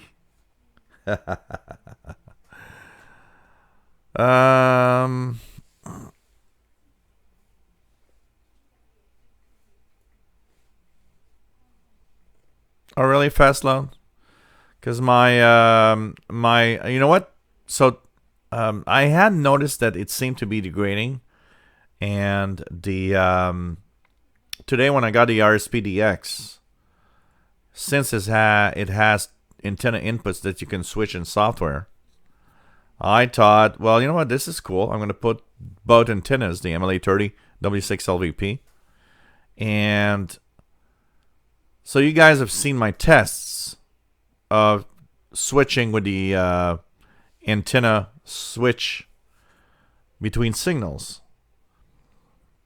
And there was not that much of a difference in most signals, and some were a little better on the W6LVP, some were a little better on the MLA-30. But now, what I'm getting is the W6LVP is crappy, and the MLA-30 is beating the hell out of it. And I actually wondered if it was the weather or something, because you know the weather, the W6. I don't know if you guys can see it. So W6LVP power insert is this metal box here. So it has a BNC cable, powers on the bottom, and it's got, of course, the SO39 with PL259 connector here. I've been getting degraded performance, and I've been wondering why. And you know, I'll be fair. I'm gonna say something bad about the W6LVP. For the price that I paid, I still cannot accept that you give me a roll of tape and tell me, you know what, you gotta seal these connectors with the tape. I mean, come on, I paid $600 for that thing. It should be contained and sealed in one, you know, I was about to use the F word, in one thing. And you know what, I want to say, you know, I almost want to say, when I look at the MLA-30, stop buying the W6LVP. And the hell with it. It's really too expensive for what it is. Plus, the MLA-30 gives you that cable that comes in. It gives you a really nice length. I don't care about the quality of it, because everybody's like, you know, going nuts. Oh, well, you know, that cable doesn't have the quality. It's $40 US. Can you just look at what you got for $40? Stop complaining about, oh, well, you know what? What we're going to do what? We're going to have an antenna for $5 and you're going to complain about the wire that's just not the quality that you want? It's $5. Come on. I'm ranting right now because I'm tired of that type of comment. Well, I bought it for $40 and it doesn't have that super high quality cable. It's 40 fucking bunts. Oh. Okay, I said it now. I won't say it again, sorry. What I mean,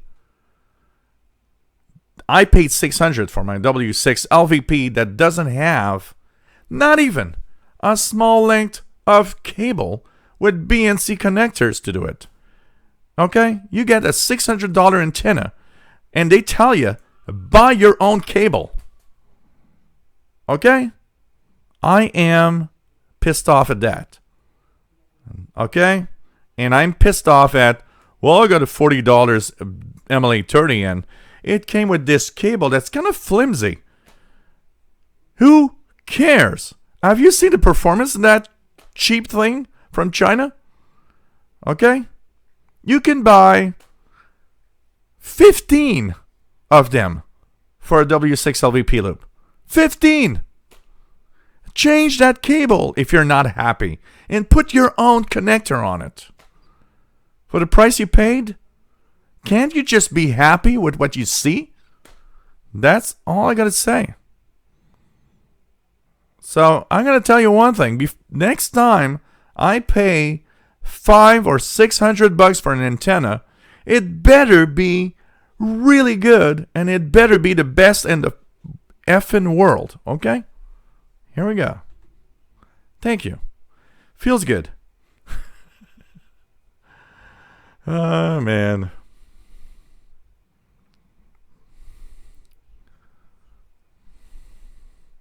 Hey, WF7i Homebrew. Nice to have you here.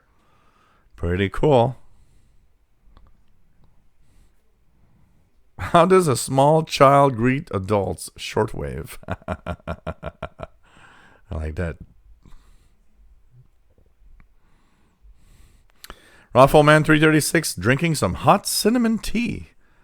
You know, for a cold winter's night, that sounds good, honestly. Rodrigo Galter, nice to have you on board in Brazil with the Texan PL660. What's best, PL380 or PL310 ET? I would go with the PL310 ET, which is a little more modern and seems a little better, honestly. Rodrigo Galter got the National Observatory of Rio de Janeiro on 10 megahertz. It's not 10 kilohertz, 10 megahertz, 10,000 kilohertz. Joey D says, this rant is awesome.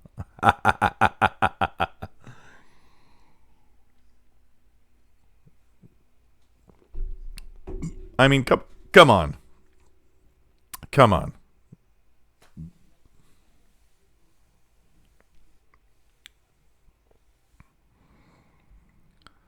Oh, man.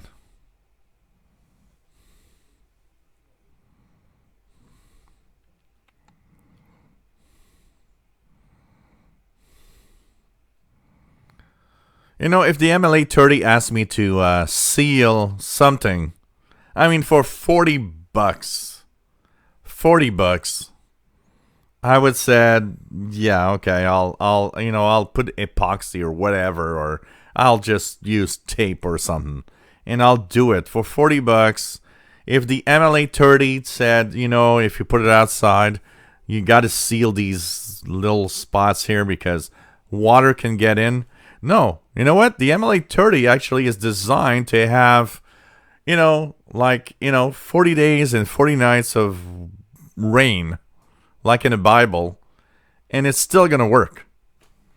But you buy a 600 W6 LVP, and it's like, oh, well, you know what? If there's a drop of rain around you, you better, take this tape and seal everything. Come on. What a effing loser thing to do when the antenna cost that much money. Mark Alford, nice to have you here. Joey, the best radio rant ever. Joseph, blueberries are known to cause the rant to come.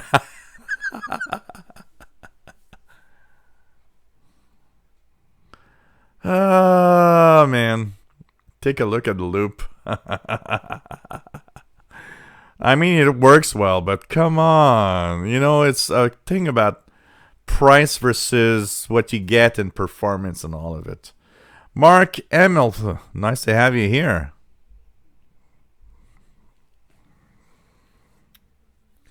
And you know what? I'll rant at what just said MDK2.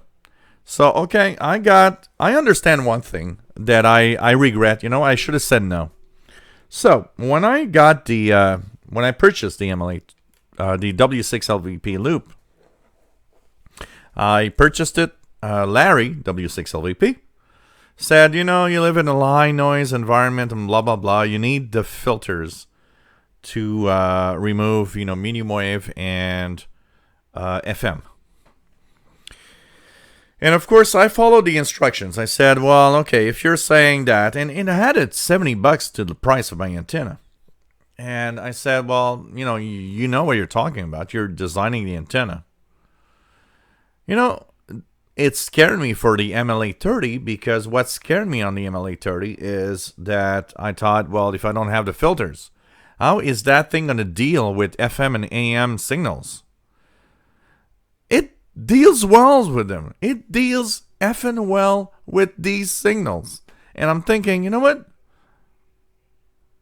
I shouldn't have had these filters. And if I have one thing that I find sad, you get, have you guys noticed one thing? There are screws on the MLA-30 box. You remove the screws and you see what's inside. It's a sealed plastic black box on the W6LVP. What, you don't want us to see anything? I'm a hobbyist. Maybe I would like to have screws and see if I can remove the filters or... what is that? I gotta say one thing. Don't buy W6LVP loop. And that's it. It's useless, worthless. Too expensive for what it is. That's it. Oh, man. Yeah, but at the same time, Matt, the W6LVP is sealed for apocalypse. But they tell you got to put these black tape around the connectors so water doesn't go in. Ugh. Ted G from Winnipeg, Canada. Nice to have you here. But come on.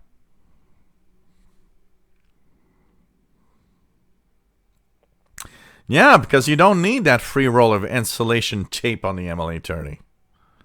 Come on.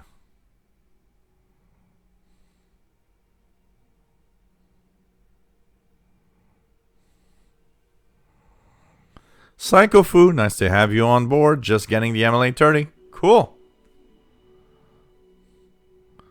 Actually, on the loop itself, outside, the box is a plastic box. The power inserter is a metal box. But the loop outside is a plastic box.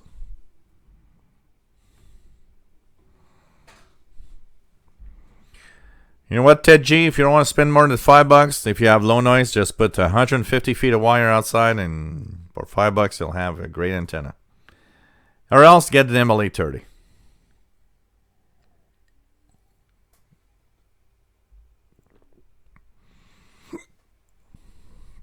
Fastload says was tempted with the LVP. Found the MLA-30 before it. I'm happy to have both because I've been able to share my opinion.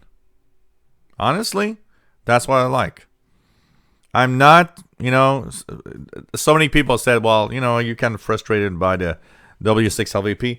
I'm not. I purchased it and that's it. And when I got it, it was better than my wire. It was better than my sloper. And I was happy because it was better than the sloper. But, that said, when I got the MLA-30, it kind of pissed me off a little bit. Because I was like, oh, so that Chinese cheap thing outperforms or performs as well as the W6LVP.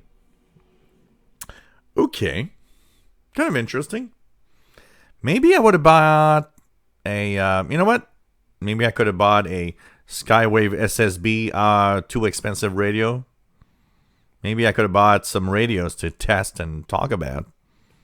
rather than that big loop. But no, I'm happy because on this channel, it gives more power to what I'm saying. Meaning that, you know, I could, because there's a lot of people. I don't know how many people every week come back to me and say, how can you talk about that Chinese crap? And I'm sorry, but the MLA30 is not a Chinese crap. The MLA30 is what China can do at its best at a price that is amazing. Why? Because they don't pay anybody over there. We all know that. Does that stop you from buying your smartphone?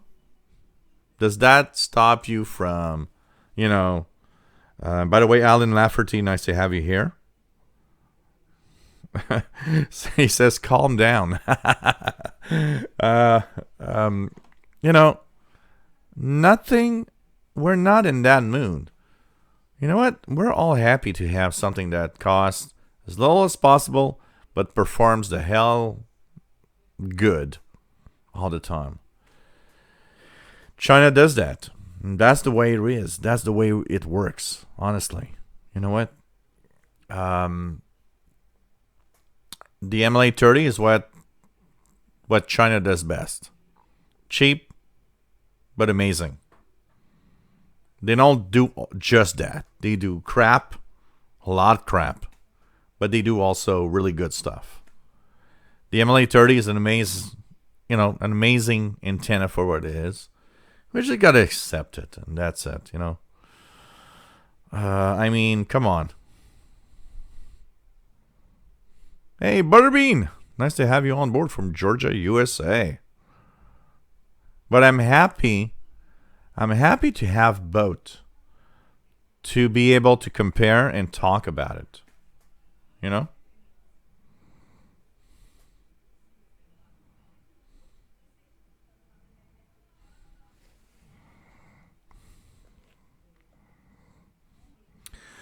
Matt says, what I mean is that the AM box seems to be metal inside the plastic. Anyway, you got me ready to go my own comparing.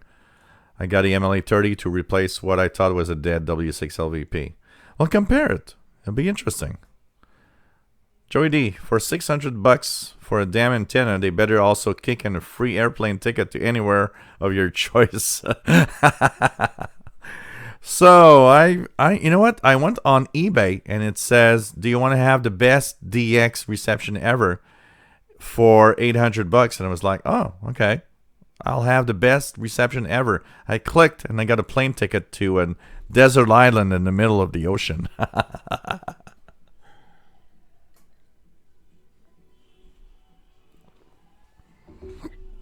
William Moser, what's the best small handheld shortwave radio? Get yourself, if you got the money, XH Data D808. XH Data D808. If it's a little too expensive, the RadiWow R108 are right now the two best portables out there. Bolden 191, modify my home stereo for airband, being long wire hooked up. Wow, okay. Michael Mora 5085, which is WTWW. But you know what, Matt? To be fair also, is that I used the free shipping week of W6LVP. Okay? So, when I purchased the W6LVP, I got that week of free shipping. Now, I did get a, what was it? About something like $80 of taxes to pay and all the crap that goes with it. But still, if we go down to the basic price of before everything, it was $360 plus $70 for the filters. Well, you're kind of at $430. $430 US. Okay, let's say that you stay there. It's $430 US. It's still a lot of money. Still a lot of money. So, you know, it's, I mean, the MLA30, at 430, I got 10 MLA30. 10 MLA30. I could buy one a year and be happy for the next 10 years.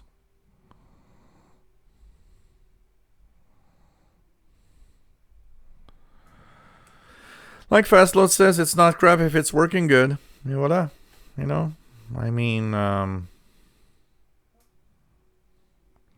Roughest Newt says I'm in nowhere. Little noise from anything. But that's the thing. That's where a loop antenna, W6LVP, or whatever you buy, and that's where the MLA30 will fall short. And I've noticed that a lot of the people that are not happy with the MLA30, I've noticed there's a part of it that is people that live in low noise environment that got like 200 feet of wire in the forest. Of course, that's much better than MLA30. I'm sure that 200 feet of wire in the low noise forest of Scandinavia is so much better than MLA30 can do. The MLA30 is for a specific market, which is the majority of listeners of shortwave. Noise environment. We're all, like 80 to 90% of us are in one specific reason of trying to find a solution. Like the MLA30, it's noisy. The MLA30 fixes not all of it, but some of it, because it's a magnetic loop and it does lower the noise. Our signal to noise ratio gets better. And that's for us. That MLA30 is for us. But if you live in the middle of nowhere, where your nearest neighbor is, like 10 miles away, and you've got a beverage going through, I don't think you should buy an MLA30, because I don't think that's for you. Okay? That's it. But if you live in a condo in Manhattan, New York, maybe MLA30 is the only thing that might, and it's not even given that it will, but that might give you a possibility to listen to shortwave. That's it. Man Radio DXer says, without the Wellbrook, I would have never known how good the MLA30 is and how close in performance it is to a more expensive loop. I still don't regret getting the Wellbrook, though I still recommend it. Matt says, talk about, whoops, I lost the, Chinese crap is lazy and probably bigoted. So much Chinese manufacture is as good as anyone ever has done. But what's cheap is going to the cheaply made USA used to do. China is, honestly, Matt, China is what the US and Canada was in the 50s. In the 50s, we were makers of crap electronics. We were the crappy manufacturers that, as time went by, became more and more efficient and better. And China is in that position now, where there's cheap crap stuff, but there's darn good stuff. And they are getting better and better,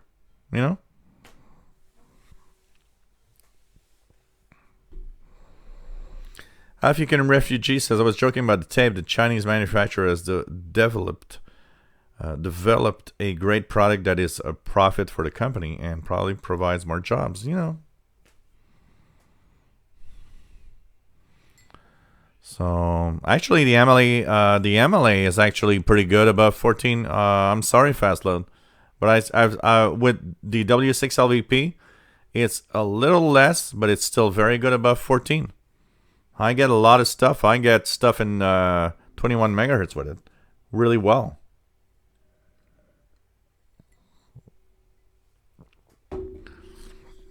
Where the MLA is really bad is below 500 kilohertz. It starts to really, really crap out.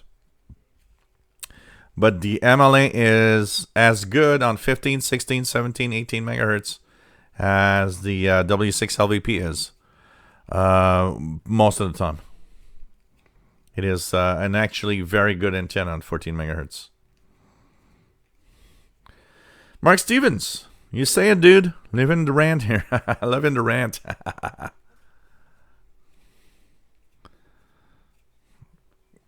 But then again, fast load, you're talking about a dipole. And if you're in lower noise on that frequency range, it might be better. V3VTG bought the MLA30 because of my review. Like I was saying at the beginning of the show. Like most people do. You buy stuff that I talk about.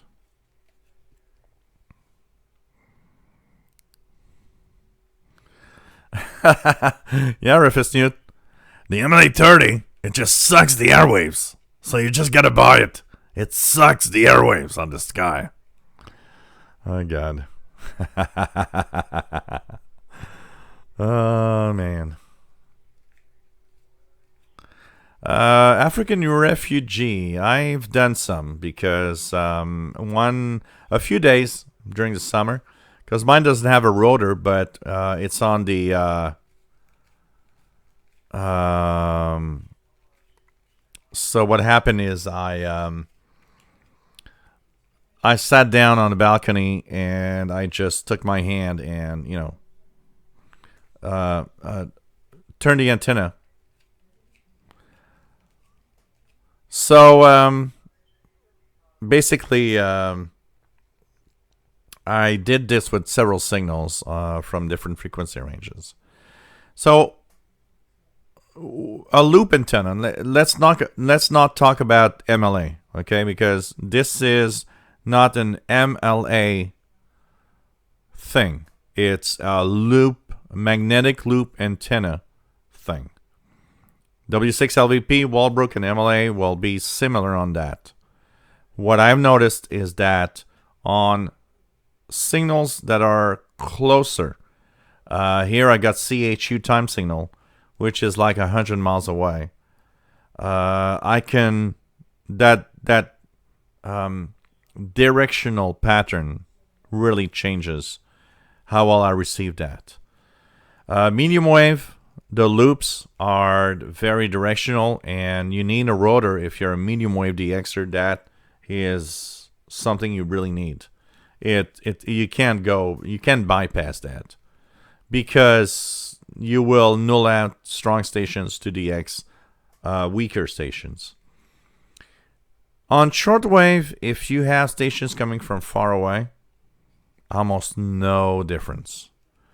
I tried on Radio Romania, on stations from Madagascar Relay, stuff like that.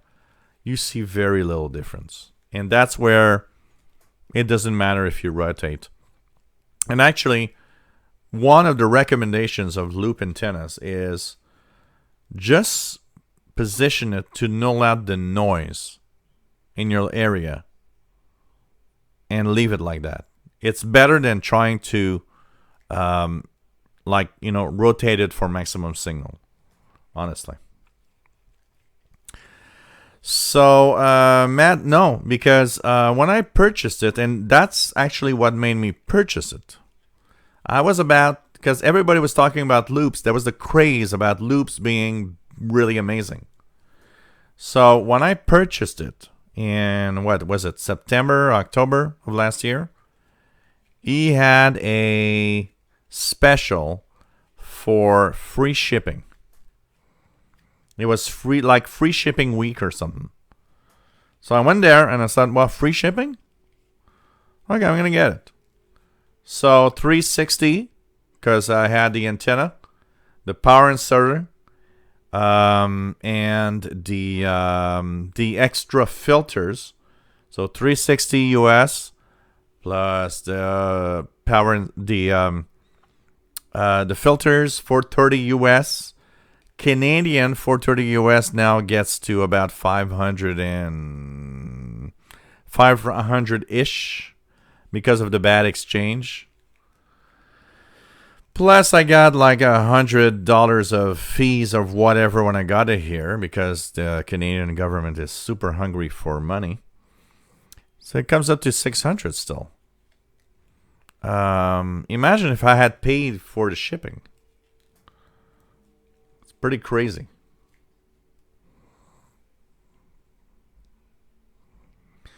Michael Morrow, the Elenco DJX11 is a good handheld for shortwave. Joey D.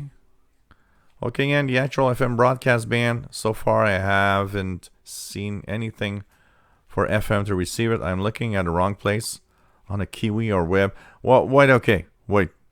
Not all Kiwi SDRs go to the FM band. That's for sure.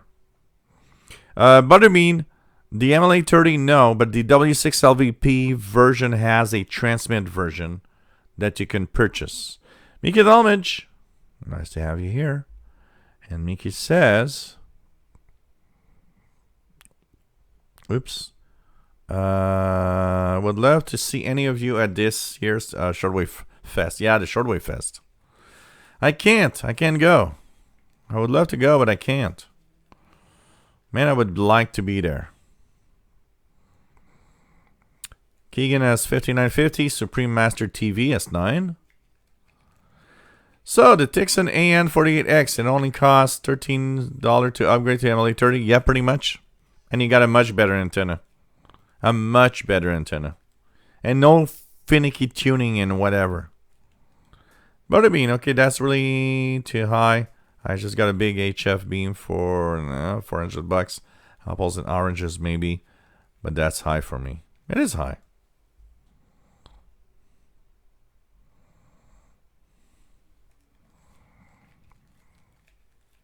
Yeah, but doesn't mean the MLA30 is bad. It's just that your dipole and versus noise does better. Because the MLA here, the MLA, if I use it if I compare to my sloper, which is 80 feet, it beats my sloper, and even is very close to W6LVP. It's a question of not. I think the question here, Fastload, is not that the MLA isn't good. The MLA is darn good for what it is. It's just that there's better. And you're actually showing that your dipole is better. But if that dipole would be in noise, your MLA would be better than your dipole for the same reason, for the same frequency range. It's really a question of, like I was saying earlier, it's a question of if you're in the middle of the forest with no one around, of course that 200 feet of wire is better than MLA. It is. It is. There's no question about it. Edwin Toma, yes, that's a Grundig Satellite 6000, and this is a Grundig Satellite Transistor 6001, or which is the Eton, or the Grundig Satellite. I just insulted Grundig with this. Grundig Satellite 210, same radios. Mad Radio DX, don't forget everyone that if you want to improve performance below 500 kilohertz, the MLA30, open up the M box and adjust the potentiometer. Works for me. So you know what? I'm going to do that with the other one that I got. That's a 1969 radio and it's pretty cool. Matt says, it's funny you say that about the MLA30 being bad below 500 kilohertz. I found that I can copy an airport beacon 400 kilohertz that I never got before. Not with any other antenna, including the W6LVP. Well, you know what? That's not, and I'll be fair on that. It's not my personal comment on that one. It's a comment that I've seen everywhere of people that are going crazy over long wave. They say that the MLA30 becomes deaf below 500 kilohertz. So I will not take that, Butterbean, but I am going to get an MLA30 just to see how it works. I have some noise here. I think it's going to be cool. I think you're going to like it, honestly. Take care, Rodolfo65. It's nice to have you on board.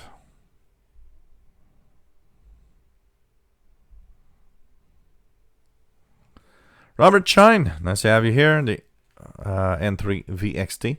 What is the cheapest online store to buy the MLA30? Look, I've seen it as low. The lowest I've seen it that somebody told me was like $36 US or something. My seller still sells it at $44 US, shipping included. So, you know. And by the way, just to add, the AN-48X I purchased from Anonco in China, and I got it like in a week. It was really, really fast. Quickly, as we're talking about stuff, I just want to talk about the Icom IC-R30 quickly. It's not an official review or anything, but it's a talk about what I am observing with the Icom IC-R30. So this is a wideband receiver.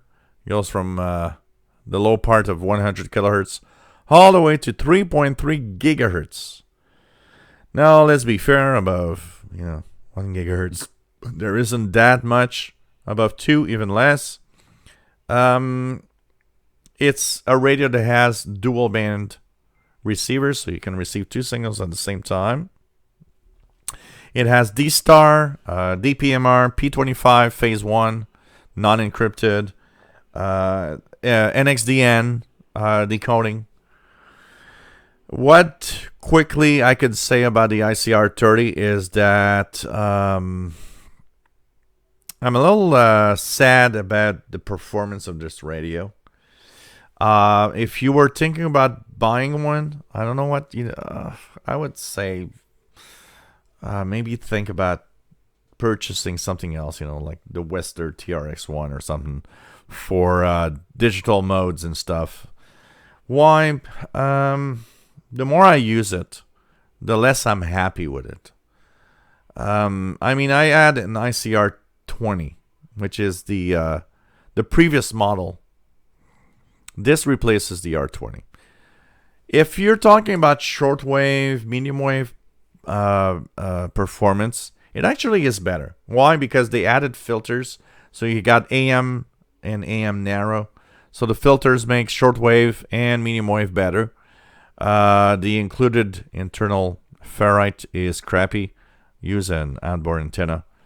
By the way, it uses an SMA connector for the antenna. On shortwave, it's okay. And it's actually better than the R20. That there is an improvement there for sure. On VHF UHF, I'm a little, I'm not happy.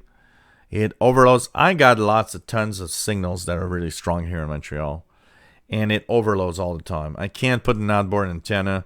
People tell me, yeah, but there's the RF gain. Yeah, because RF gain degrades reception. So you're coping with the bad performance of radio by lowering the amount of signal going in. I'm sorry, but that doesn't work well with me. And even that, I mean, on the R20, I did do it, and I was actually used to do it. But the R20, once you find the RF gain that's perfect, is not bad. This one, whatever RF gain you use, is unfortunately, kind of, okay. To give you an idea, I'm on a signal. I was on the frequency 448625 is a local D-Star repeater. There were signals tonight I could actually listen to. You know what? Half of the time, it doesn't even decode the D-Star. Why? Because it flashes FM D-Star, and from what I've seen from the instructions is, there's interference. Interference from what? It's full scale on the signal. What the hell is interference? That's why the Icom IC-R30, if you were thinking of buying this, don't. Okay? I'm going to continue using it. And I'm happy. Here in Canada, it's like $1,000. I would have been mad to purchase this for $1,000. Now, Kevin Jane Apollo, I want to thank you for it. And I love using it. It has so many features. It's just an amazing radio for all the features. But you know what? Maybe they should have dumbed down the features and take that money to increase the performance of the basics of the radio. And that would have made me really happier than what I see right now. And what this would be the first Icom radio I've purchased in my life, I would never buy an Icom radio ever again. Ever. Because that is crappy for the price paid compared to what it could be.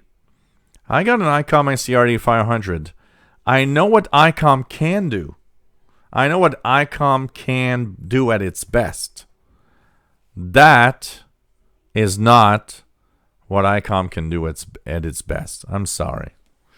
But I cannot approve that. So if you were thinking of an Icom IC-R30, don't. Don't, because I don't think you're going to be happy unless you live in the middle of the woods where you got that 1,000 feet beverage. There maybe, because it won't overload on anything. But I don't know. I'm not happy with it. It's sad because it's nice looking radio. Oh man, Skylar Limited Driver, nice to have you on board from Sweden. Dan V, nice to have you here from Ohio, and 8WJZ. Oh God. What else do we have?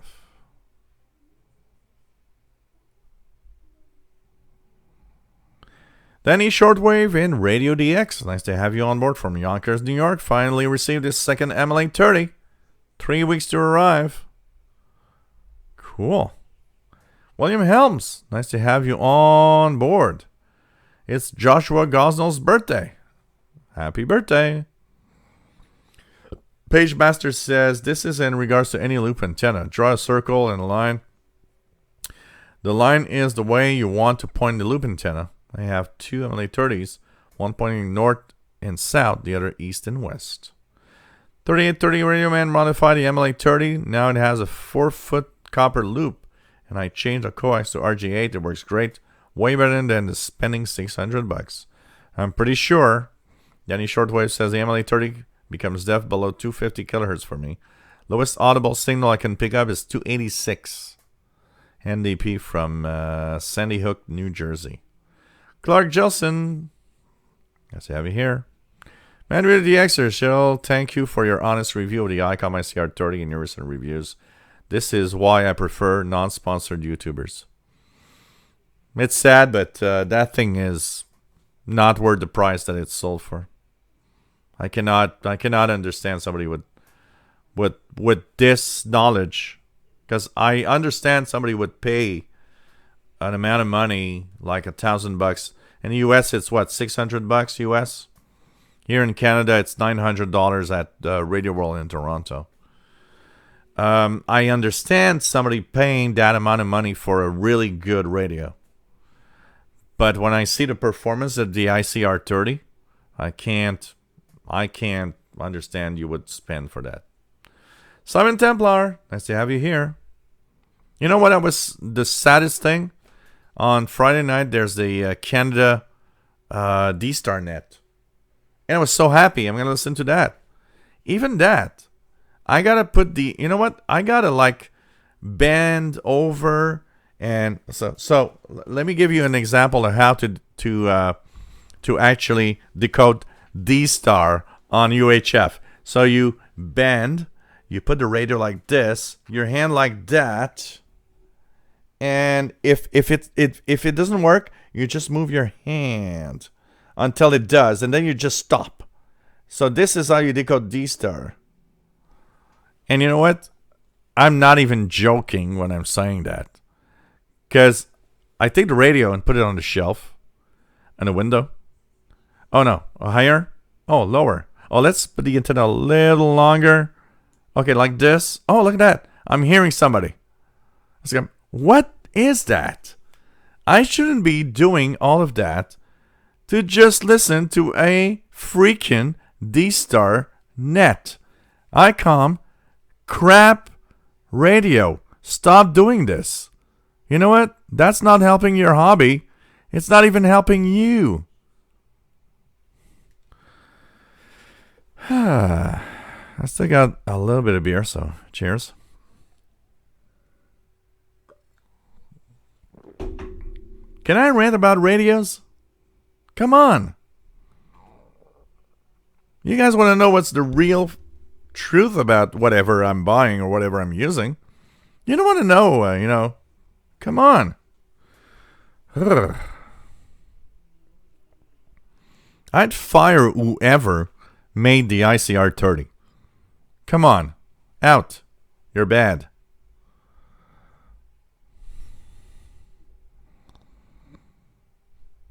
John McClure, favorite antenna is the RH795. Trad Edwards, do you know Mike Abbott? Yes, I do. Do you repair radios? No, I don't.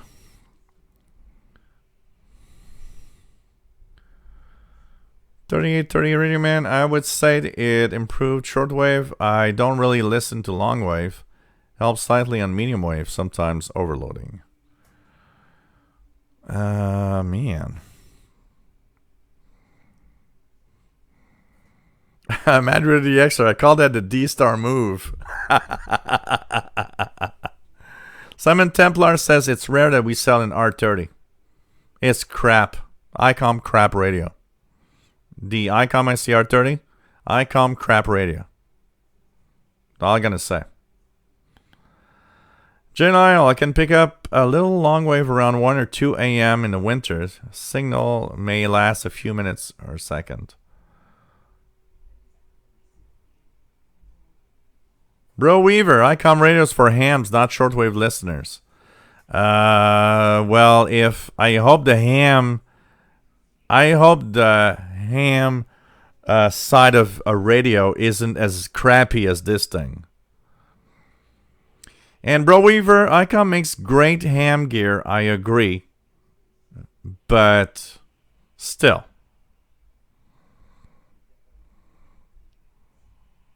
Pagemaster says, it is your series. You can rant all day. It does look like an old Nokia cell phone. You know what? When I posted the picture on my Facebook page, everybody said, oh, you got an old cell phone from the 90s. Yeah, I got an old Nokia thing here. Oh, man. Jim Ricky says, how about an AR8200? I don't know. I've never used one.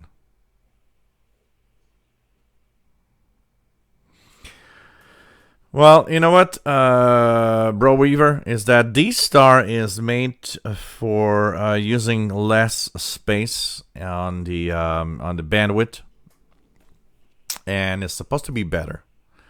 But what's the problem here is that the Icom IC-R30, I live in a very, very high noise environment in what is RF noise. There's a lot of strong signals here. And what I see is that the receiver in the IC-R30 is incapable of dealing with them correctly. You know what? I'm sure if you would live in a outside of a big city with not too many strong signals and you got a 1D star repeater, it probably works well. It probably does it really well. But in my environment, it has a hard time coping with everything. And that's the problem.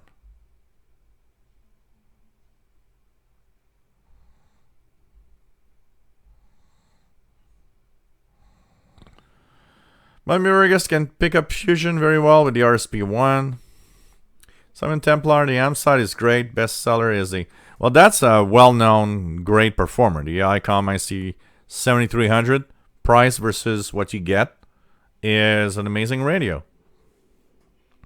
Unfortunately, the portable side, the IC-R30, I don't know. You know, there's a price aspect, and maybe it does too much. You know, you want to try to sell something that does features and does things. Maybe they just tried to have too many features in a radio. It brought the price up to a certain point. But the problem is, the more you want to put in a radio for a certain price, the more you have to compromise on other sides. And I think that's what happened with the IC-R30. They compromised. And unfortunately, it didn't go well. Automan Dan, nice to have you here from Australia. Alan W, nice to have you here. Says you just put me off. Just put me off for the IC-R30 for life and be sticking with my IC-R20 and IC-R5. You know, my IC-R20 does overload here. But when I play with the RF gain, I can find a level where it's okay. On the R30, it's good or bad. It's not. There's no middle ground. That's what's sad. I got the latest firmware, Bro Reaver. I did check the firmware. I have the latest firmware.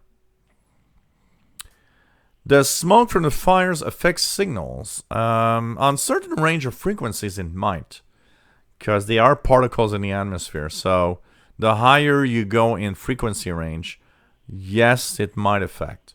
On low bands, like below 30 megahertz on shortwave, I don't think it does. It's like, weather.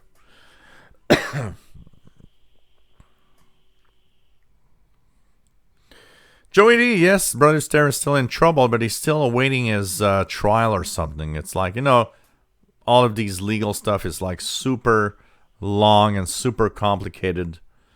And so he's still in that moment waiting for all of that for sure.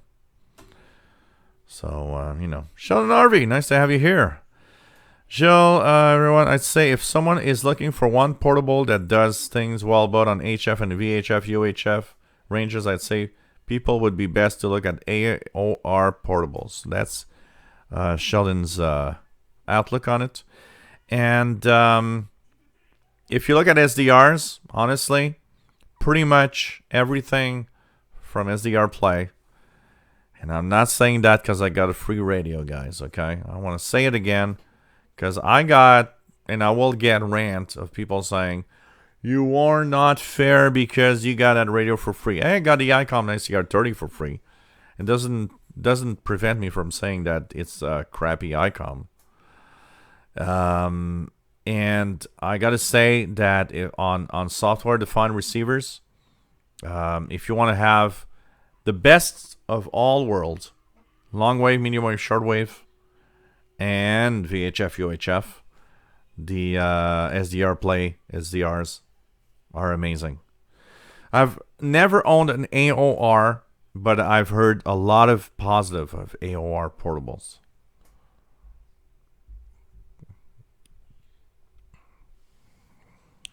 So, Hey, guys. You like my honest reviews? My honest way of saying things? Maybe you've purchased an MLA-30 instead of a expensive Walbrook. Maybe you have saved money because of me and purchased a little something that is not what you would have purchased normally. But there's this guy from Canada that said, hey, buy that. And you save cash. Well, you know what? Why not give me a little something? Hey, somebody earlier was saying, are you on Patreon? Yes, I am on Patreon. Patreon.com/radio and computers. And you can join in and say a little something. And thanks for donations. They help me out. There's, a lot of stuff that costs me money here. There's, of course, I do get radios and stuff. And you guys might say, well, you're just getting radios all the time. But it's not just that. I got to make a living and eat and feed Paul the cat. Look at the poor Paul. Look at how he looks like he is. Wait. Look. Look how he's wondering of his future. Look about how he doesn't know what could happen. And he's just wondering, where is my life going? You see all the all the questions that he's asking himself right now. So, thanks for the donations, guys. And, I will always keep my most honest opinion of everything that I test, that I use, because I want to make sure that everybody, if someone buys something because of my opinion, that they'll have something they're going to be happy with, for sure. Can I survive just on beer? Yeah, why not? Probably. Oh, man, you guys haven't seen Paul the cat just looking at me like meowing, saying like, hey. So,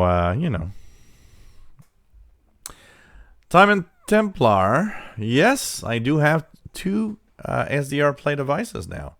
I got the RSP-1A and the RSP DX. Quickly on the RSP DX, because I said I would talk about it. So I got the RSP DX today. I used it for a couple of hours today. So this is the box in which it came in.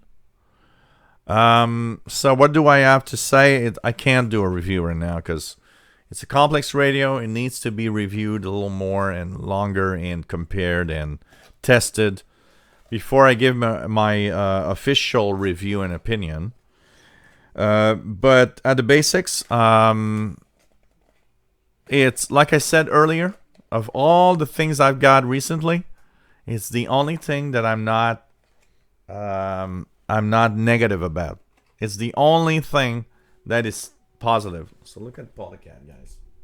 Okay, here's Paul the cat. Here's Paul the cat, meowing at me like, yeah, come on, pet me.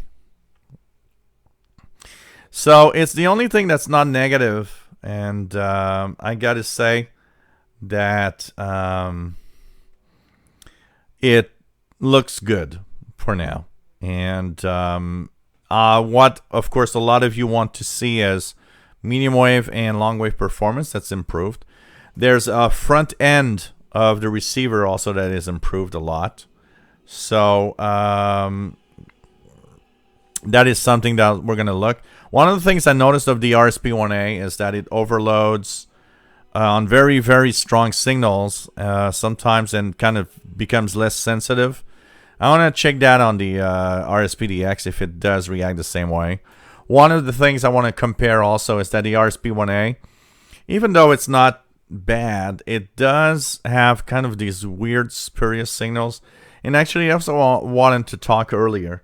A couple of people that purchased RSP devices or SDR Play devices say, well, you know what? It was full of spurious signals everywhere. So, you know what? In very high signal levels, maybe there could be some kind of problem with the front end and the fact that it actually has signals that overload the device.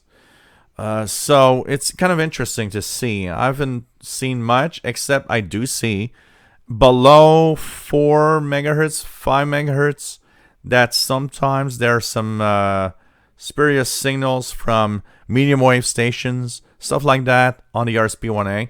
Is that happening on the SDR RSP DX? That's another story. So these are things I am checking out. I have no verdict yet and no stories yet because I haven't tested it long enough. So that's just what I want to say. But wow. Come on. Okay. So for at least the first few hours, there's nothing negative I can say about the RSP DX. Nothing.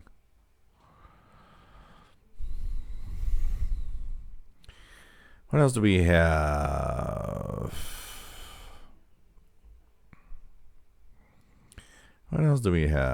Bro Weaver, try making a reflector out of aluminum foil and see if you can pick up D-Star on the R30. I can, but you know it doesn't. It's like intermittent. Mark Cope, NHK Japan. on 6105 from France transmitter side. Yes, Sheldon, Paul does look so stressed out. Oh, man. Jim Ricky says he looks like he needs a good bed. Kamek Z976. You know what? Paul's butt cleared up because I actually took wipes and yes, I did that. Cleaned his butt every day for a while. And everything came back to normal. So now it's cool. Denny BL says, purchased the MLA30 from eBay at $35.79. Extremely happy with performance as I am in a condo. Great performance on 12 meters and 80 meters for ham chat. Thanks for the recommendation. Cool. Simon Templar, good. We have sold them a couple of times. I was hoping you would get one. Got to hear about its capabilities. EJFB, nice to have you here.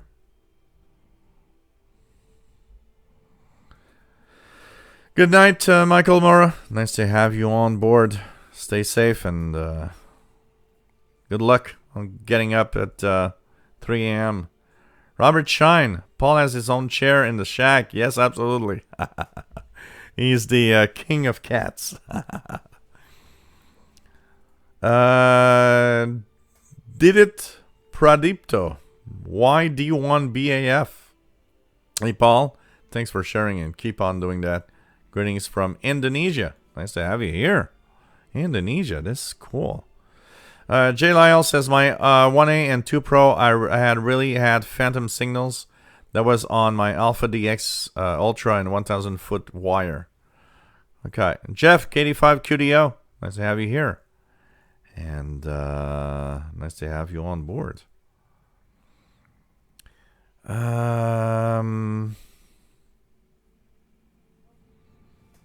Yes, absolutely. I will do, Sheldon.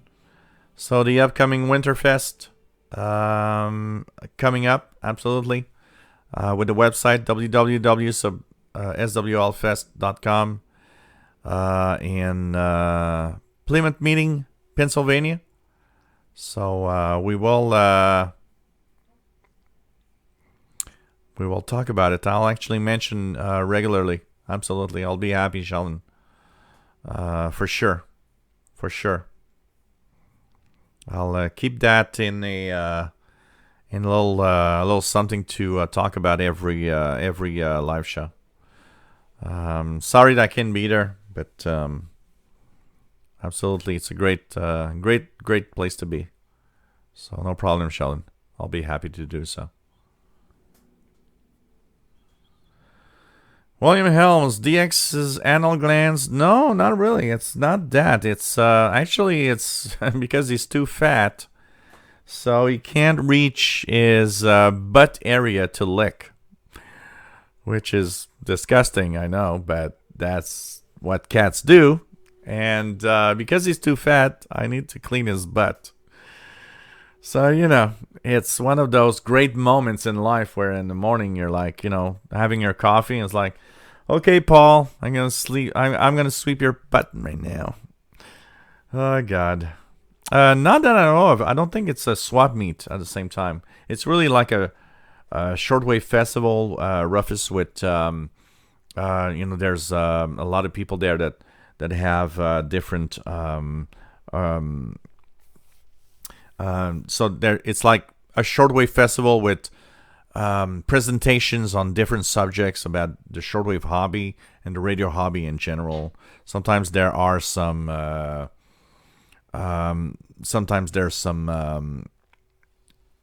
stations of shortwave stations or so on that will actually be there and actually have their own presentations. It's apparently an amazing there. Oh, Sheldon says there is a small swap that takes place on Friday evening. So thanks for sharing. Jeff KD5QDO says Gross Texas 15 Celsius and raining. Wow. Yeah, Jeff, the things we do for our furry critters, absolutely. We gotta love them to do that. I can tell you that. Really gotta love them. Oh boy. So, RSP DX testing going on. Icom IC-R30. I'm sorry, but if you're looking for something like that, don't buy it. And, you know what? The SDR Play RSP DX, for now, looks good. Looks good. And I'm still very positive about SDR Play products. I can tell you that for sure. So, hey guys, 2 hours and 40 minutes into the show. I'm going to take it easy for the rest of the night. Friday, we are back at 3 p.m. Eastern, noon Pacific, 20 UTC. And I want to thank everybody for being here. I want to thank everybody for being great fans. Hope you enjoy my ranting at Everything Radio tonight. And we'll be back on Friday. So hope you enjoy the show. Take care, my friends. Stay safe. Love you all. And see you soon. Bye-bye now. Wait. We got to have a little Paul demonstration here. Little Paul the cat demonstration here. He's like us saying, what are you doing? So, me and Paul saying bye for the night. Take care, everybody. Stay safe.